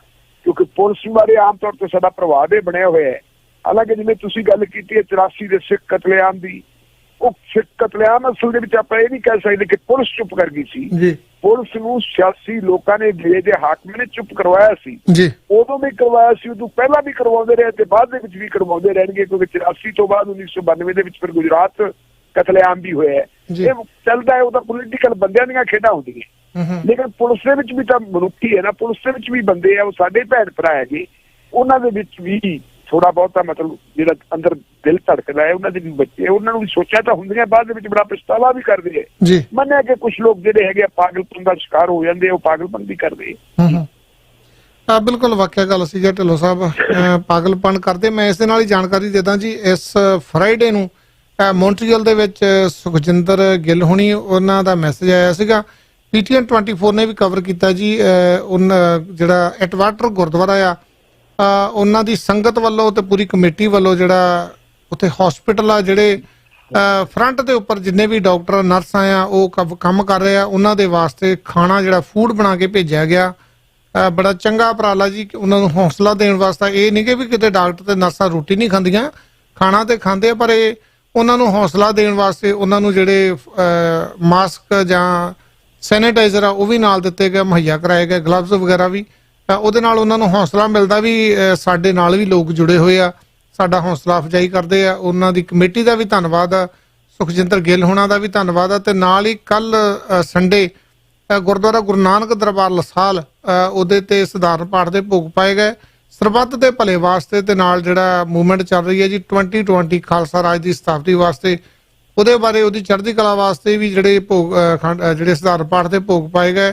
ਹਰਜੀਤ ਸਿੰਘ ਰੰਧਾਵਾ ਤੇ ਭਾਈ ਸੰਤੋਖ ਸਿੰਘ ਜੀ ਖੇਲਾ, ਜਿਹੜੇ ਸਾਬਕਾ ਪ੍ਰਧਾਨ ਤੇ ਪ੍ਰਧਾਨ ਸਾਹਿਬ ਹੋਣਾ, ਉਹਨਾਂ ਦਾ ਬਹੁਤ ਬਹੁਤ ਧੰਨਵਾਦ ਆ। PTN 24 ਤੇ ਪ੍ਰੋਗਰਾਮ ਜਿਹੜਾ ਲਾਈਵ ਦਿਖਾਇਆ ਗਿਆ ਜੀ ਕੱਲ ਗੁਰਦੁਆਰਾ ਗੁਰੂ ਨਾਨਕ ਦਰਬਾਰ ਲਸਾਲ ਤੋਂ ਲਾਈਵ ਕੀਤਾ ਗਿਆ ਸੀਗਾ। ਪੂਰੀ ਕਮੇਟੀ ਦਾ ਧੰਨਵਾਦ ਆ ਜਿਨ੍ਹਾਂ ਨੇ PTN 24 ਨੂੰ ਇਹ ਮੌਕਾ ਦਿੱਤਾ ਜੀ ਲਾਈਵ ਕਰਨ ਵਾਸਤੇ। ਤੇ ਨਾਲ ਹੀ ਗੁਰਦੁਆਰਾ ਲਸਾਲ, ਜਿਹੜਾ ਦੋਨੇ ਗੁਰਦੁਆਰੇ ਆ ਗੁਰੂ ਨਾਨਕ ਦਰਬਾਰ ਲਸਾਲ ਤੇ ਪਾਰਕ ਐਕਸ, ਉਸ ਤੇ ਕਿਸੇ ਵੀ ਸਮੇਂ ਤੁਸੀਂ ਜਿਹੜੀ ਸੁੱਕੀ ਰਸਦ ਲੈ ਸਕਦੇ, ਜਾਣੀ ਕਿ ਡੇਲੀ ਉੱਥੇ ਸੇਵਾ ਚੱਲਦੀ ਹੈ ਜੀ। ਤੁਹਾਨੂੰ ਕਿ ਸਟੂਡੈਂਟ ਹੋ, ਤੁਹਾਨੂੰ ਕਿਸੇ ਵੀ ਤਰ੍ਹਾਂ ਦੀ ਆਟੇ ਦੀ ਜਾਂ ਕਿਸੇ ਵੀ ਚੌਲਾਂ ਦੀ ਕਿਸੇ ਵੀ ਤਰ੍ਹਾਂ ਦੀ ਜਾਣੀ ਕਿ ਲੋੜ ਆ, ਤਾਂ ਤੁਸੀਂ ਕਾਲ ਕਰ ਸਕਦੇ ਹੋ ਗੁਰਦੁਆਰਾ ਸਾਹਿਬ ਤੇ ਜਾਂ ਕਿਸੇ ਕਮੇਟੀ ਨੂੰ, ਕਿਸੇ ਵੀ ਗੁਰਦੁਆਰੇ ਦੋਨਾਂ ਦੇ ਵਿੱਚੋਂ, ਤੇ ਰਾਸ਼ਨ ਜਿਹੜਾ ਤੁਹਾਡੇ ਘਰੇ ਪਹੁੰਚ ਜਾਊਗਾ। ਕੋਈ ਬੜੇ ਪਰੇਸ਼ਾਨੀ ਹੋਣ ਦੀ ਲੋੜ ਨਹੀਂ। ਪ੍ਰਮਾਤਮਾ ਨੇ ਚਾਹਿਆ ਤਾਂ ਸ਼ਾਇਦ ਜਿਹੜਾ ਕਰੋਨਾ ਵਾਇਰਸ ਆ ਬਹੁਤ ਜਲਦੀ ਠੀਕ ਹੋਣਾ। ਸਰਕਾਰਾਂ ਵੀ ਸੋਚਣ ਲੱਗ ਪਈਆਂ ਜੀ, ਲੋਕ ਘਰਾਂ ਦੇ ਵਿੱਚ ਬੈਠੇ ਜਿਹੜੇ ਬਹੁਤ ਬੈਡ ਫੀਲ ਕਰ ਰਹੇ ਆ, ਸ਼ਾਇਦ ਵੈਰੀ ਸੂਨ ਜਿਹੜੇ ਆ ਰੀਓਪਨ ਦੀ ਕਾਲ ਆ ਸਕਦੀ ਹੈ। ਵੀ ਤੁਸੀਂ ਪ੍ਰੀਕਾਸ਼ਨ ਰੱਖੋ, ਡਿਸਟੈਂਸ ਰੱਖ ਕੇ ਜਿਹੜਾ ਤੁਸੀਂ ਕੰਮ ਜਿਹੜੇ ਆ ਆਲਮੋਸਟ 50% ਤੇ ਖੁੱਲੇ ਹੋਏ ਆ, ਤੇ 50% ਰਹਿੰਦੇ ਆ ਜਿਹੜੇ ਉਹ ਵੀ ਖੁੱਲ ਜਾਣੇ ਜਿੱਦਾਂ ਦੇ ਹਾਲਾਤ ਬਣ ਰਹੇ ਆ। ਕਿਉਂਕਿ ਲੋਕ ਵੀ ਅੱਗੇ ਨਾਲੋਂ ਜਿਹੜੇ ਆ ਸਟਰੋਂਗ ਹੋ ਗਏ, ਲੋਕ ਆਪਣੇ ਆਪ ਨੂੰ ਮਹਿਸੂਸ ਕਰਨ ਲੱਗ ਪਏ ਵੀ ਨਹੀਂ ਕੋਈ ਗੱਲ ਨਹੀਂ ਕਿ ਕਾਫੀ ਸਟਰੋਂਗ ਹੋਏ ਆ। ਜਿੰਨਾ ਪਹਿਲਾਂ ਡਰਦੇ ਸੀ ਹੁਣ ਉਹਨਾਂ ਨਹੀਂ ਡਰਦੇ। ਆਮ ਲੋਕ ਬਾਹਰ ਹੁਣ ਘੁੰਮਦੇ ਵੀ ਦੇਖੇ ਜਾਂਦੇ ਆ, ਗਰੋਸਰੀ ਸਟੋਰਾਂ ਦੇ ਵੀ ਪ੍ਰੀਕਾਸ਼ਨ ਵੀ ਵੱਧ ਰੱਖਦੇ ਆ, ਲੋਕ ਡਿਸਟੈਂਸ ਰੱਖ ਕੇ ਖੜਦੇ ਆ। ਆਪਾਂ ਇਸ ਵਿਸ਼ੇ ਦੇ ਵੀ ਤੁਸੀਂ ਕੋਈ ਕਾਲ ਕਰਨੀ, ਗੱਲਬਾਤ ਕਰ ਸਕਦੇ ਹੋ। ਹਾਂਜੀ ਵੀਰ ਜੀ, ਸਵਾਗਤ ਹੈ ਤੁਹਾਡਾ 9200। ਜੀ ਭਾਈ ਸਤਿ ਸ਼੍ਰੀ ਅਕਾਲ ਜੀ। ਗੱਲ ਦਾ ਆਪਾਂ ਖਾਤੀ ਢਿੱਲੋਂ ਸਾਹਿਬ ਨੇ ਉਹ RSS ਵਾਲੀ ਵੀ ਜਿਵੇਂ ਮੂੰਹ ਭਾਗ ਨੂੰ ਬਿਆਨ ਦਿੱਤਾ ਮੋਦੀ ਸਾਹਿਬ ਨੇ ਜੀ, ਬਟ ਇਹ ਵੀ ਗੱਲ ਠੀਕ ਆ ਵੀ ਪ੍ਰੈਸ਼ਰ ਦੇ ਵਿੱਚ ਦੇਣਾ ਪਿਆ ਉਹਨਾਂ ਨੂੰ ਨਾ। ਬਿਲਕੁਲ ਜੀ। ਤੇ ਬਟ ਗੱਲ ਇਹ ਆ ਵਿੱਚੋਂ ਵੀ ਜੇ ਇਦਾਂ ਦੇ ਬਿਆਨ ਦਿੰਦਾ ਇਹਨਾਂ ਦੀ ਸਰਕਾਰ ਦੁਆਰੀ ਨਹੀਂ ਬਣਨੀ ਹੈਗੀ ਜੀ। 5-6 ਮਹੀਨੇ ਲਈ ਚੁੱਪ ਕਰ ਜਾਣਗੇ, ਸਾਲ ਖੰਡ ਲਈ ਚੁੱਪ ਕਰ ਜਾਣਗੇ। ਜਿੱਦਾਂ ਦਾ ਇਲੈਕਸ਼ਨ ਨੇੜੇ ਆਉਣੇ ਆ, ਇਹਨਾਂ ਨੂੰ ਆਪਣਾ ਉਹੀ ਫਿਰਕਾ ਪ੍ਰਸਤੀ ਵਾਲਾ ਮਾਹੌਲ ਦੁਆਰੀ ਕ੍ਰੀਏਟ ਕਰਨਾ ਹੀ ਪੈਣਾ ਦੁਆਰੀ ਜਿੱਤਣ ਨੂੰ ਨਾ। ਬਿਲਕੁਲ ਜੀ। ਚਾਹੇ ਪਾਕਿਸਤਾਨ ਨਾਲ ਫੰਡਣਗੇ, ਵਿੱਚ ਮੁਸਲਮਾਨਾਂ ਨੂੰ ਭੰਡਣਗੇ ਤੇ ਵਿੱਚ ਸਿੱਖਾਂ ਸਾਰਿਆਂ ਨੂੰ ਰਗੜਨਗੇ ਵਿੱਚ। ਬਸ ਹੁਣ ਮੌਕੇ ਲਈ ਚੁੱਪ ਕਰ ਗਿਆ ਕਿ ਲੋਕ ਸ਼ੁਰੂ ਤੋਂ ਹੀ ਸ਼ਾਨ ਫਰਮੋਸ਼ ਆ ਜੀ। ਹੁਣ ਕਦੀ ਕਹਿ ਦਿੰਦੇ ਤਬਲੀਗੀਆਂ ਨੇ ਕਰੋਨਾ ਫਲਾਇਆ ਤੇ ਮੁੜ ਕੇ ਉਹਨਾਂ ਦੇ ਕੋਲ ਹੀ ਹੁਣ ਉਹਦਾ ਪਲਾਜ਼ਮਾ ਇਹਨਾਂ ਨੂੰ ਚਾਹੀਦਾ ਆ, ਉਸ ਦੇ ਕੋਈ ਪ੍ਰੋਬਲਮ ਨਹੀਂ ਲੈਣ ਲੱਗੀ ਨਾ। ਬਿਲਕੁਲ ਜੀ। ਦੂਜੀ ਗੱਲ ਮੈਂ ਢਿੱਲੋਂ ਸਾਹਿਬ ਤੋਂ ਪਤਾ ਕਰਨੀ ਸੀ। ਢਿੱਲੋਂ ਸਾਹਿਬ ਇੱਕ ਸ਼ਿਵ ਸੈਨਾ ਆਗੂਆਂ ਨੇ ਲੰਗਰ ਦੀ ਆੜ ਦੇ ਵਿੱਚ ਜਿਹੜਾ ਕਹਿੰਦੇ ਪੰਜਾਬ 'ਚ ਕਰੋਨਾ ਫਲਾਇਆ, ਤੇ ਉਹਦੇ ਬਾਰੇ ਮਾੜਾ ਜਿਹਾ ਦੱਸਿਓ ਵੀ ਕਿਉਂ ਸਾਰਾ ਮੀਡੀਆ ਚੁੱਪ ਆ, ਤੇ ਜਾਂ ਆਪਣੇ ਗਾਇਕ ਲਾਣਾ ਵੀ ਸਾਰਾ ਚੁੱਪ ਆ। ਸਿੱਧੂ ਮੂਸੇਵਾਲੇ ਬਾਰੇ ਜਿਹੜਾ ਬੜਾ ਬਲਦੇਵ ਸਿੰਘ ਦੇ ਪਿੱਛੇ ਪਿਆ ਸੀਗਾ, ਤੇ ਬਟ ਹੁਣ ਸ਼ਿਵ ਸੈਨਾ ਨੇ ਕੀਤਾ ਤੇ ਕੋਈ ਕੋਸ ਕਰਦਾ ਨਹੀਂ ਹੈਗਾ ਵੀ। ਤੇ ਇਸੇ ਤਰ੍ਹਾਂ ਮਾਹੌਲ ਆਪਣਾ ਬਣਿਆ ਰਿਹਾ, ਤੇ ਕੀ ਫਿਰ ਸਰਕਾਰ ਤੇ ਜਿਹੜੀ ਆਮ ਪਬਲਿਕ ਆ ਇਹਨਾਂ ਦਾ ਆਪਸ ਦੇ ਵਿੱਚ ਕੋਈ ਤਾਲਮੇਲ ਕਦੀ ਹੋਊਗਾ ਜਾਂ ਦਫਾੜੀ ਜਾਣੀ ਕਿ ਫਾੜੀ ਹੋਰ ਪਈ ਜਾਣੇ, ਦੂਰੀ ਹੋਈ ਜਾਣਾ? ਇਹਦੋਂ ਮਾੜਾ ਜਿਹਾ ਦੱਸਿਓ। ਧੰਨਵਾਦ। ਧੰਨਵਾਦ ਜੀ। ਜੀ ਢਿੱਲੋਂ ਸਾਹਿਬ, ਇੱਕ ਨਾਲ ਹੀ ਜਿਹੜਾ ਜਲੰਧਰ ਤੋਂ ਸ਼ਬਦ ਅਖਬਾਰ ਆ ਜੀ ਜਗਬਾਣੀ ਕਹਿੰਦੇ, ਨਾਲ ਸ਼ਾਇਦ ਦੂਜੇ ਹਿੰਦੀ ਅਖਬਾਰ ਨੂੰ ਕੀ ਕਹਿੰਦੇ ਆ ਸ਼ਾਇਦ ਮੈਨੂੰ ਪਤਾ ਨਹੀਂਗਾ, ਉਹਦਾ ਵੀ ਕਹਿੰਦੇ ਕਰੋਨਾ ਫੈਲਾਉਣ ਦੇ ਵਿੱਚ ਚੰਗਾ ਹੱਥ ਹੈ ਜੀ। ਕੋਈ ਹੈ ਜਾਣਕਾਰੀ? ਕਹਿੰਦੇ ਕਾਫੀ ਬੰਦਿਆਂ ਨੂੰ ਹੋਇਆ ਜਿਹੜੇ ਅਖਬਾਰ ਵੰਡਦੇ ਆ, ਉੱਥੋਂ ਸ਼ੁਰੂਆਤ ਹੋਈ ਆ। ਦੇਖੋ, ਮੈਂ ਸ਼ਿਵ ਸੈਨਾ ਦਾ ਕਦੇ ਵੀ ਸਮਰਥਕ ਨਹੀਂ, ਹਮੇਸ਼ਾ ਆਲੋਚਕ ਰਿਹਾ ਜੀ। ਜਦੋਂ ਵੀ ਉਹਨਾਂ ਦੀ ਕੋਈ ਕਰਤੂਤ ਸਾਹਮਣੇ ਆਉਂਦੀ ਹੈ ਆਪਾਂ ਉਹਨਾਂ ਦੀ ਪੂਰੀ ਆਲੋਚਨਾ ਕਰਦੇ ਹਾਂ। ਲੇਕਿਨ ਅਜੇ ਤੱਕ ਮੈਂ ਪੰਜਾਬ ਦੇ, ਭਾਰਤ ਦੇ ਕਿਸੇ ਵੀ ਪੰਜਾਬੀ, ਹਿੰਦੀ, ਅੰਗਰੇਜ਼ੀ ਅਖਬਾਰ ਦੇ ਵਿੱਚ ਇਹ ਖਬਰ ਨਹੀਂ ਪੜ੍ਹੀ ਕਿ ਸ਼ਿਵ ਸੈਨਾ ਵਾਲਿਆਂ ਨੇ ਲੰਗਰ ਦੇ ਬਹਾਨੇ ਕਰੋਨਾ ਫੈਲਾਉਣ ਦਾ ਕੋਈ ਕੰਮ ਕੀਤਾ ਹੈ ਜੀ। ਕਈ ਵਾਰੀ ਸੋਸ਼ਲ ਮੀਡੀਆ ਦੇ ਉੱਤੇ ਇਸ ਕਿਸਮ ਦੀਆਂ ਖਬਰਾਂ ਪੈ ਜਾਂਦੀਆਂ ਔਰ ਉਹਨਾਂ ਖਬਰਾਂ ਦੇ ਉੱਤੇ ਮੈਂ ਬਹੁਤਾ ਕਦੇ ਵਿਸ਼ਵਾਸ ਨਹੀਂ ਕਰਦਾ, ਕਿਉਂਕਿ ਮੈਂ ਪਹਿਲਾਂ ਵੀ ਕਈ ਵਾਰੀ ਗੱਲ ਕੀਤੀ ਹੈ ਕਿ ਸੋਸ਼ਲ ਮੀਡੀਆ ਤੇ ਜੋ ਕੁਝ ਪਰੋਸਿਆ ਜਾ ਰਿਹਾ ਉਹ ਸਾਰਾ ਕੁਝ ਦਰੁਸਤ ਨਹੀਂ ਹੁੰਦਾ ਜੀ। ਉੱਥੇ ਵੀ ਬੜੀਆਂ ਸ਼ਰਾਰਤਾਂ ਹੁੰਦੀਆਂ, ਸਾਰਾ ਕੁਝ ਹੁੰਦਾ ਹੈ। ਸੋ ਜਿਹੜੀ ਚੀਜ਼ ਦੀ ਪੁਖਤਾ ਸਬੂਤ ਨਾ ਹੋਣਗੇ ਜੀ, ਉਹਦੇ ਤੇ ਗੱਲ ਕਰਨੀ ਠੀਕ ਮੁਨਾਸਬ ਨਹੀਂ ਲੱਗਦੀ। ਜੇ ਆਪਾਂ ਐਵੇਂ ਊਂਚ ਜਲੂਲ ਗੱਲ ਕਹੀ ਚੱਲਾਂਗੇ ਜੀ ਤਾਂ ਉਹਦੇ ਨਾਲ ਰਿਪੋਰਟਰ ਦੀ ਵੀ ਕ੍ਰੈਡੀਬਿਲਿਟੀ ਜਿਹੜੀ ਹੈ ਉਹ ਸ਼ੱਕੀ ਹੁੰਦੀ ਹੈ, ਤੇ ਨਾਲ ਚੈਨਲ ਦੀ ਜਿਹੜੀ ਹੈ ਜਾਂ ਰੇਡੀਓ ਦੀ ਹੈ ਉਹਦੀ ਕ੍ਰੈਡੀਬਿਲਿਟੀ ਵੀ ਸ਼ੱਕੀ ਹੁੰਦੀ ਹੈ। ਬਿਲਕੁਲ। ਸੋ ਜਿੰਨੀ ਦੇਰ ਤੱਕ ਪੁਖਤਾ ਸਬੂਤ ਨਹੀਂ ਹੁੰਦੇ ਉਨੀ ਦੇਰ ਮੈਂ ਕੁਝ ਕਰਨਾ ਨਹੀਂ ਚਾਹੁੰਦਾ ਜੀ। ਜਿੱਥੋਂ ਤੱਕ ਤੁਸੀਂ ਗੱਲ ਕੀਤੀ ਹੈ ਜਲੰਧਰ ਤੋਂ ਸ਼ਬਦ ਇੱਕ ਅਖਬਾਰ ਦੇ ਨੂੰ ਜਿਹੜਾ ਸਹੀ ਨਾਂ ਹੈ ਜੀ, ਉਹਦਾ ਨਾਂ ਹੈ ਸਮਾਚਾਰ ਗਰੁੱਪ ਜੀ। ਕਿਉਂਕਿ ਕਿਸੇ ਜ਼ਮਾਨੇ ਦੇ ਵਿੱਚ ਹਿੰਦ ਸਮਾਚਾਰ ਉਰਦੂ ਦਾ ਅਖਬਾਰ ਹੁੰਦਾ ਸੀ, ਤਾਂ ਫਿਰ ਉਹਦੇ ਨਾਲ ਉਹਨਾਂ ਨੇ ਪੰਜਾਬੀ ਦਾ ਹਿੰਦੀ ਦਾ ਅਖਬਾਰ ਸ਼ੁਰੂ ਕੀਤਾ ਸੀ ਜਿਹਦਾ ਨਾਂ ਪੰਜਾਬ ਕੇਸਰੀ ਜੀ। ਬਾਅਦ ਦੇ ਵਿੱਚ ਮੇਰਾ ਖਿਆਲ ਹੈ ਵੀ ਇਹ 75 ਤੋਂ ਬਾਅਦ ਦੀ ਗੱਲ ਹੈ, ਸ਼ਾਇਦ 77 78 ਦੀ ਗੱਲ ਹੈ, ਫਿਰ ਉਹਨਾਂ ਨੇ ਪੰਜਾਬੀ ਦਾ ਅਖਬਾਰ ਸ਼ੁਰੂ ਕੀਤਾ ਸੀ ਜਿਹਦਾ ਨਾਂ ਜਗਬਾਣੀ ਸੀ ਜੀ। ਪੰਜਾਬ ਦਾ ਜਿਹੜਾ ਮਾੜਾ ਸਮਾਂ ਸੀ, ਉਸ ਮਾੜੇ ਸਮੇਂ ਦੌਰਾਨ ਜਿਹੜੇ ਦੋ ਅਖਬਾਰਾਂ ਨੂੰ ਸਭ ਤੋਂ ਜਿਹੜੇ ਨਿਰਪੱਖ ਚਿੰਤਕ ਹੈ ਜੀ, ਉਹ ਜਲੰਧਰ ਦੇ ਦੋ ਅਖਬਾਰਾਂ ਨੂੰ ਹੀ ਜ਼ਿੰਮੇਵਾਰ ਸਮਝਦੇ ਹੈ, ਕਿਉਂਕਿ ਉਹਨਾਂ ਅਖਬਾਰਾਂ ਨੇ ਹੀ ਬਲਦੀ ਤੇ ਤੇਲ ਪਾਇਆ ਸੀ। ਉਹਦੇ ਵਿੱਚ ਇੱਕ ਸਾਡਾ ਆਪਣੇ ਆਪ ਨੂੰ ਬੜਾ ਪੰਜਾਬ ਦੀ ਆਵਾਜ਼ ਅਖਬਾਰ ਕਹਾਉਂਦਾ ਅਜੀਤ ਵਾਲਾ, ਤੇ ਦੂਜਾ ਸੀ ਇਹ ਜਗਬਾਣੀ ਵਾਲੇ। ਜਗਬਾਣੀ ਦਾ ਨਾਂ ਤਾਂ ਉਹਨਾਂ ਦਿਨਾਂ ਦੇ ਵਿੱਚ ਲੋਕ ਨਫ਼ਰਤ ਵਜੋਂ ਅੱਗਬਾਣੀ ਵੀ ਕਹਿੰਦੇ ਹੁੰਦੇ ਸੀ, ਇਹ ਵਗੈਰਾ ਵਗੈਰਾ ਸੀ। ਲੇਕਿਨ ਇਹ ਠੀਕ ਹੈ ਕਿ ਉਹਨਾਂ ਦੇ ਦਫ਼ਤਰ ਦੇ ਵਿੱਚ ਜਿਹੜਾ ਡੈਸਕ ਹੈ ਜਗਬਾਣੀ ਦਾ, ਉੱਥੇ ਕੋਰੋਨਾ ਨੇ ਥੋੜੀ ਜਿਹੀ ਜਿਹੜੀ ਹੈ ਦਸਤਕ ਦਿੱਤੀ ਜੀ।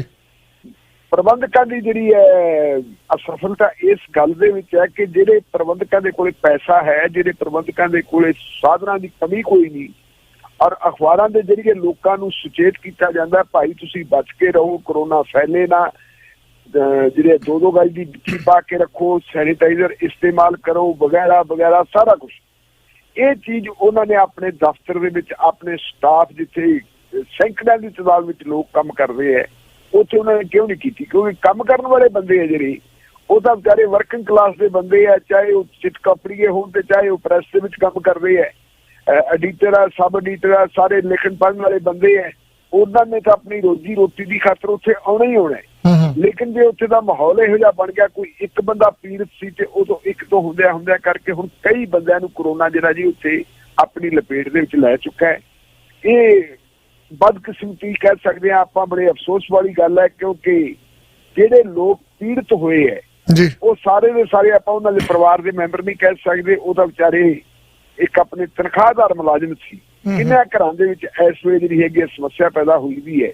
ਲੇਕਿਨ ਇਹਦੇ ਲਈ ਅਸੀਂ ਦੋਸ਼ੀ ਸਮਝਦੇ ਹਾਂ, ਦੋਸ਼ੀ ਮੈਨੇਜਮੈਂਟ ਹੈ। ਮੈਨੇਜਮੈਂਟ ਨੇ ਪਹਿਲਾਂ ਅਗਾਊਂ ਜੇ ਪੇਸ਼ਗੀ ਪ੍ਰਬੰਧ ਕੀਤੇ ਹੁੰਦੇ ਤਾਂ ਸ਼ਾਇਦ ਇਹ ਜੋ ਘਟਨਾਕ੍ਰਮ ਵਾਪਰਿਆ ਨਾ ਵਾਪਰਦਾ, ਪਰ ਹੁਣ ਕਿਉਂਕਿ ਵਾਪਰ ਗਿਆ ਔਰ ਸਾਨੂੰ ਤਾਂ ਹਮਦਰਦੀ ਹੈ ਉਹਨਾਂ ਪਰਿਵਾਰਾਂ ਦੇ ਨਾਲ ਜਿਨ੍ਹਾਂ ਪਰਿਵਾਰਾਂ ਦੇ ਵਿੱਚ ਜਿਹੜੇ ਮੈਂਬਰ ਪੀੜਤ ਹੈ ਇਸ ਬਿਮਾਰੀ ਤੋਂ, ਕਿਉਂਕਿ ਅਜੇ ਤੱਕ ਤਾਂ ਉਹ ਆਪ ਹੈ, ਉਹ ਅੱਗੇ ਕਿੰਨੇ ਬੰਦਿਆਂ ਨੂੰ ਮਿਲੇ ਹੋਣਗੇ ਇਹਦਾ ਕੋਈ ਪਤਾ ਨਹੀਂ। ਇਹ ਗੱਲ ਜਾਣੀ ਕਿੱਥੋਂ ਤੱਕ ਹੈ। ਸੋ ਬਹੁਤ ਹੋਇਆ ਇਸ ਵੇਲੇ ਜਲੰਧਰ ਨੰਬਰ 1 ਤੇ ਜਾ ਰਿਹਾ ਜੀ ਪੰਜਾਬ ਦੇ ਵਿੱਚੋਂ। ਹੁਣ ਤਾਂ ਸ਼ਾਇਦ ਹੋਰ ਵੀ ਗਿਣਤੀ ਵੱਧ ਗਈ ਹੋਵੇ, ਲੇਕਿਨ ਦੁਪਹਿਰ ਤੱਕ ਦੀ ਗਿਣਤੀ 78 ਸੀ।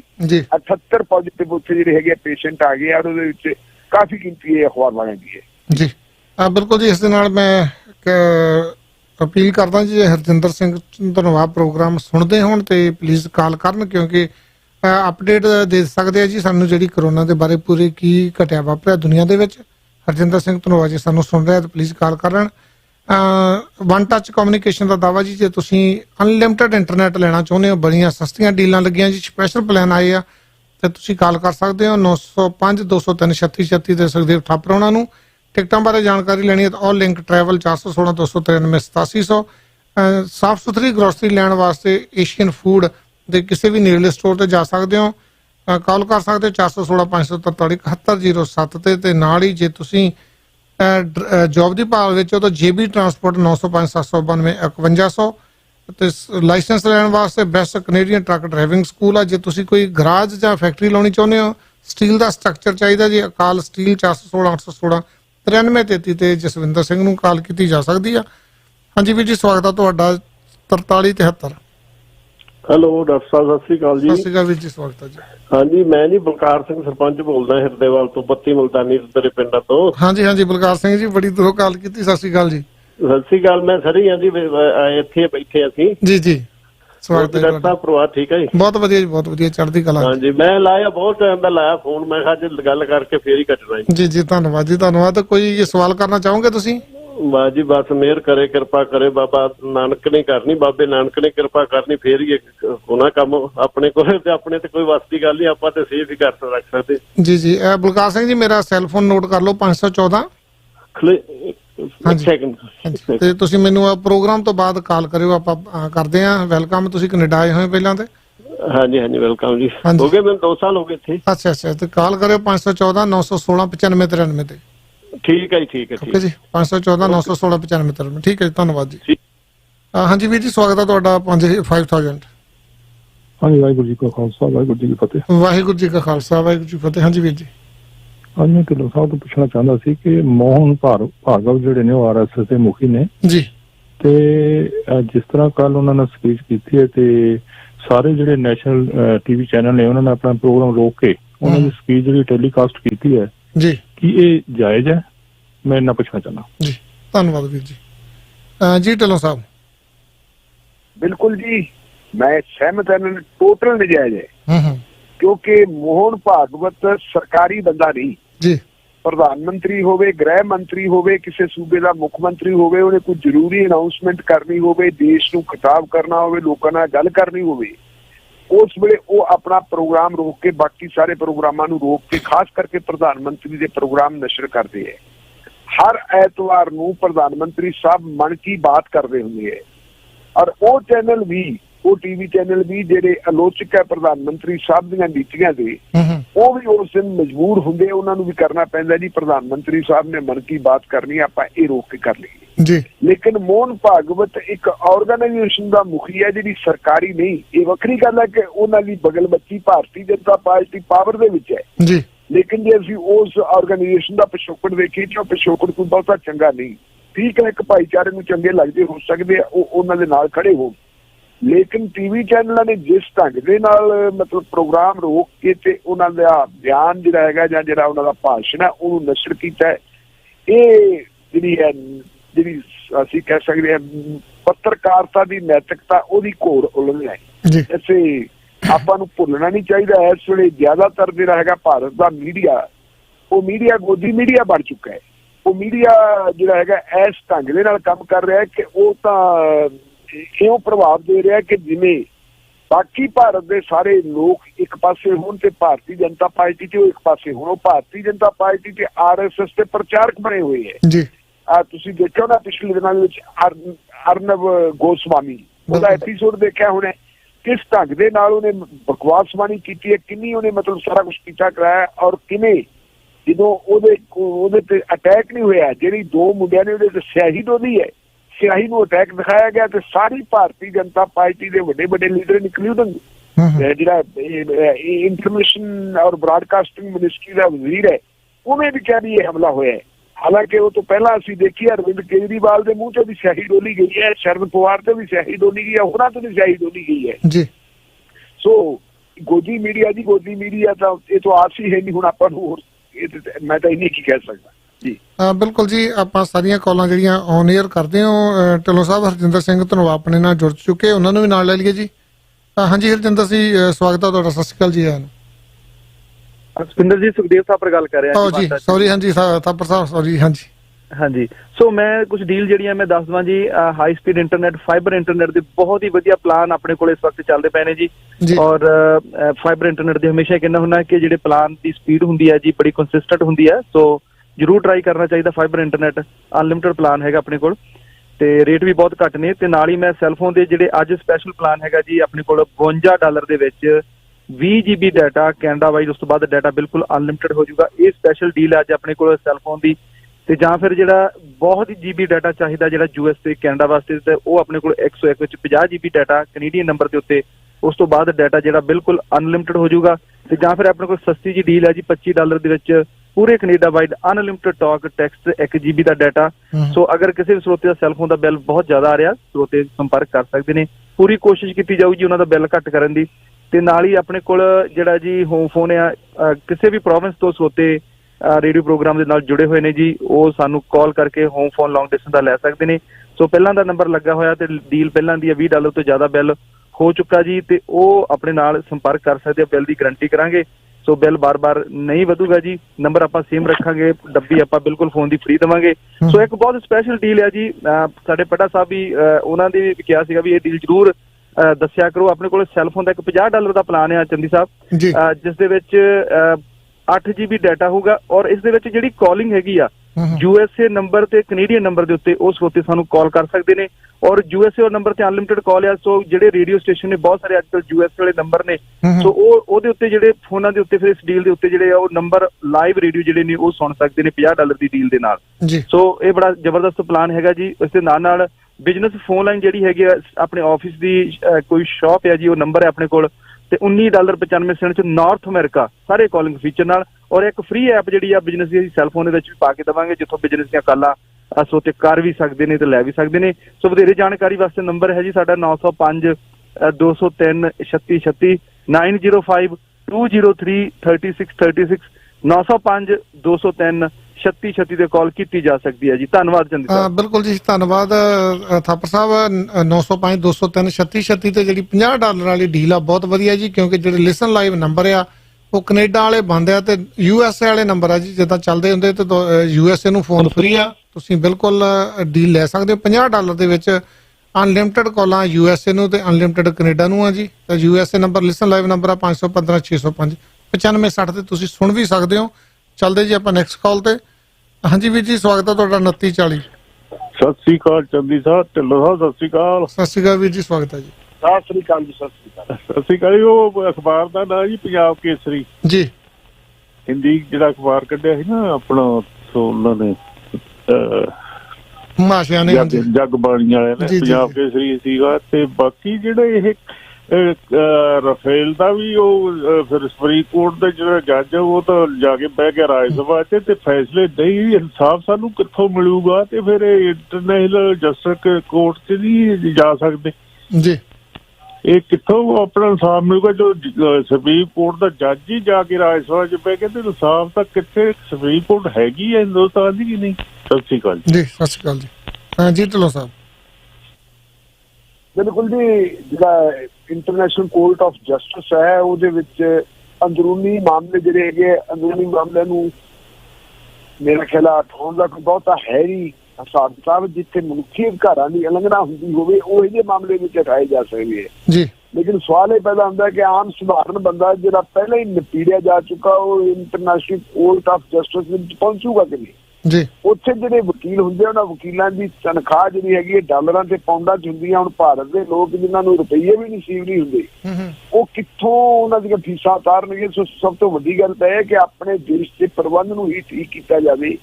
ਇਹਦੇ ਲਈ ਵੀ ਜਿਹਦਾ ਜਿੰਨਾ ਯੋਗਦਾਨ ਬੰਦਾ ਪਾ ਸਕਦਾ ਉਹ ਪਾਇਆ ਜਾਵੇ। ਕੋਸ਼ਿਸ਼ ਕਰੀਏ ਕਿ ਕੋਈ ਸਰਕਾਰ ਜਾਂ ਸਾਡੇ ਨੁਮਾਇੰਦੇ ਹੈ ਉਹ ਨੁਮਾਇੰਦੇ ਅਸੀਂ ਇਹੋ ਜਿਹੇ ਚੁਣੀਏ ਜਿਹੜੇ ਨਿਰਪੱਖ ਹੋਣ, ਜਿਹੜੇ ਨੁਮਾਇੰਦੇ ਲੋਕਾਂ ਨੂੰ ਸਮਰਪਿਤ ਹੋਣ। ਜੇ ਕੋਈ ਇਸ ਕਿਸਮ ਦੀ ਗੱਲ ਬਣ ਜੇ ਤਾਂ ਭਾਵਾਂ ਬਣ ਜੇ, ਪਰ ਇੰਟਰਨੈਸ਼ਨਲ ਕੋਰਟ ਆਫ ਜਸਟਿਸ ਦੇ ਵਿੱਚ ਜਾਣ ਵਾਸਤੇ ਲੋਕਾਂ ਕੋਲੇ ਇੰਨੀ ਪਹੁੰਚ ਨਹੀਂ ਹੁੰਦੀ ਜੀ। ਆਪਾਂ ਚੱਲਦੇ ਨੈਕਸਟ ਕਾਲ ਤੇ। ਹਾਂਜੀ ਵੀਰ ਜੀ, ਸਵਾਗਤ ਹੈ ਤੁਹਾਡਾ 0190। ਹਾਂ, ਸਤਿ ਸ਼੍ਰੀ ਅਕਾਲ ਚੰਨੀ ਸਾਹਿਬ, ਸਤਿ ਸ਼੍ਰੀ ਅਕਾਲ ਢਿੱਲੋਂ ਸਾਹਿਬ। ਸਤਿ ਸ਼੍ਰੀ ਅਕਾਲ ਜੀ, ਬਿਲਕੁਲ ਸਵਾਗਤ ਹੈ ਜੀ। ਕੱਲ ਜਦੋਂ ਪਤਾ ਲੱਗਿਆ ਵੀ ਮੋਹਨ ਭਾਗਵਤ ਜੀ ਆ ਰਹੇ ਨੇ ਟੀਵੀ ਦੇ ਉੱਪਰ, ਮੇਰੇ ਮਨ 'ਚ ਇੱਕ ਸ਼ੰਕਾ ਪੈਦਾ ਹੋਈ। ਮੈਂ ਕਿਹਾ ਜੀ ਫਿਰ ਕੋਈ ਕੰਟਰੋਵਰਸੀ ਵਾਲੀ ਸਟੇਟਮੈਂਟ ਆ ਗਈ, ਕੁਛ ਆ ਗਈ, ਕਿਉਂਕਿ ਇਸ ਟਾਈਮ ਮਾਹੌਲ ਉੱਥੇ ਪਹਿਲੇ ਹੀ ਬੜਾ ਟੈਂਸ ਵਾਲਾ ਹੈ ਜੀ। ਤੇ ਇਸ ਕਰਕੇ ਜੇ ਇਹਨਾਂ ਨੇ ਕੋਈ ਸਟੇਟਮੈਂਟ ਏਦਾਂ ਦੀ ਕੋਈ ਗੱਲ ਕਰਤੀ ਸ਼ਾਇਦ ਹੋਰ ਉੱਥੇ ਕੰਮ ਖਰਾਬ ਹੋਏਗਾ। ਪਰ ਜਿਸ ਤਰ੍ਹਾਂ ਢਿੱਲੋਂ ਸਾਹਿਬ ਨੇ ਦੱਸ ਹੀ ਦਿੱਤਾ ਵੀ ਤੇ ਤੁਸੀਂ ਵੀ ਕਵਰ ਕੀਤਾ, ਮੈਂ ਢਿੱਲੋਂ ਸਾਹਿਬ ਦੀਆਂ ਗੱਲਾਂ ਨਾਲ ਪੂਰੀ ਤਰ੍ਹਾਂ ਸਹਿਮਤ ਹੈ ਵੀ ਇਸ ਤਰ੍ਹਾਂ ਨਹੀਂ ਉਹਨਾਂ ਨੂੰ ਆਉਣਾ ਚਾਹੀਦਾ ਸੀ ਇਸ ਟਾਈਮ ਮੀਡੀਆ ਦੇ ਉੱਪਰ। ਜਿੱਦਾਂ ਚੈਨਲ ਤੇ ਆਏ ਨੇ ਉਹਨਾਂ ਨੂੰ ਕਵਰ ਕੀਤਾ, ਮੈਂ ਵੀ ਇਸ ਗੱਲ ਦੇ ਉੱਤੇ ਢਿੱਲੋਂ ਸਾਹਿਬ ਨਾਲ ਸਹਿਮਤ ਹੈ, ਨਹੀਂ ਕਰਨਾ ਸੀ ਕਿਉਂਕਿ ਟਾਈਮ ਬੜਾ ਨਾਜ਼ੁਕ ਹੈ ਉੱਥੇ। ਇਸ ਟਾਈਮ ਜਿਹੜਾ ਬੜਾ ਸੋਚ ਸਮਝ ਕੇ ਹੀ ਚੱਲਣਾ ਚਾਹੀਦਾ। ਕਿਸੇ ਦੇ ਨਾਲ ਕੋਈ ਏਦਾਂ ਦੀ ਗੱਲ ਘੱਟ ਵੱਧ ਕਰਨੀ ਉਹ ਗਲਤੀ ਹੋਏਗੀ। ਪਰ ਫਿਰ ਵੀ ਚਲੋ ਕੱਲ ਦਾ ਟਾਈਮ ਵਧੀਆ ਨਿਕਲ ਗਿਆ, ਕੋਈ ਐਸੀ ਗੱਲ ਨਹੀਂ ਹੋਈ। ਥੈਂਕ ਯੂ ਜੀ, ਧੰਨਵਾਦ ਜੀ।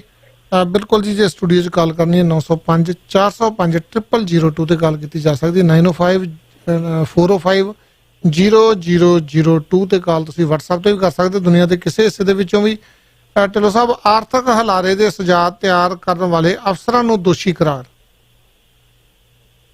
ਬਿਲਕੁਲ ਜੀ, ਅਸਲ ਦੇ ਵਿੱਚ ਇਹ ਹੋਇਆ ਕੀ ਤੁਹਾਨੂੰ ਪਤਾ ਸਾਡੇ ਦੇਸ਼ ਦੇ ਵਿੱਚ ਸਰਵਿਸਿਜ਼ ਕਾਫੀ ਹੈ ਜੀ, ਜਿਵੇਂ ਇੰਡੀਅਨ ਫੋਰਨ ਸਰਵਿਸ ਹੈ, ਜਿਹੜੇ ਸਾਡੇ ਰਾਜਦੂਤ ਵਗੈਰਾ ਬਣਦੇ ਆ, ਵਿਦੇਸ਼ੀ ਸੇਵਾ ਨਾਲ ਸੰਬੰਧਿਤ ਲੋਕ ਹੈ।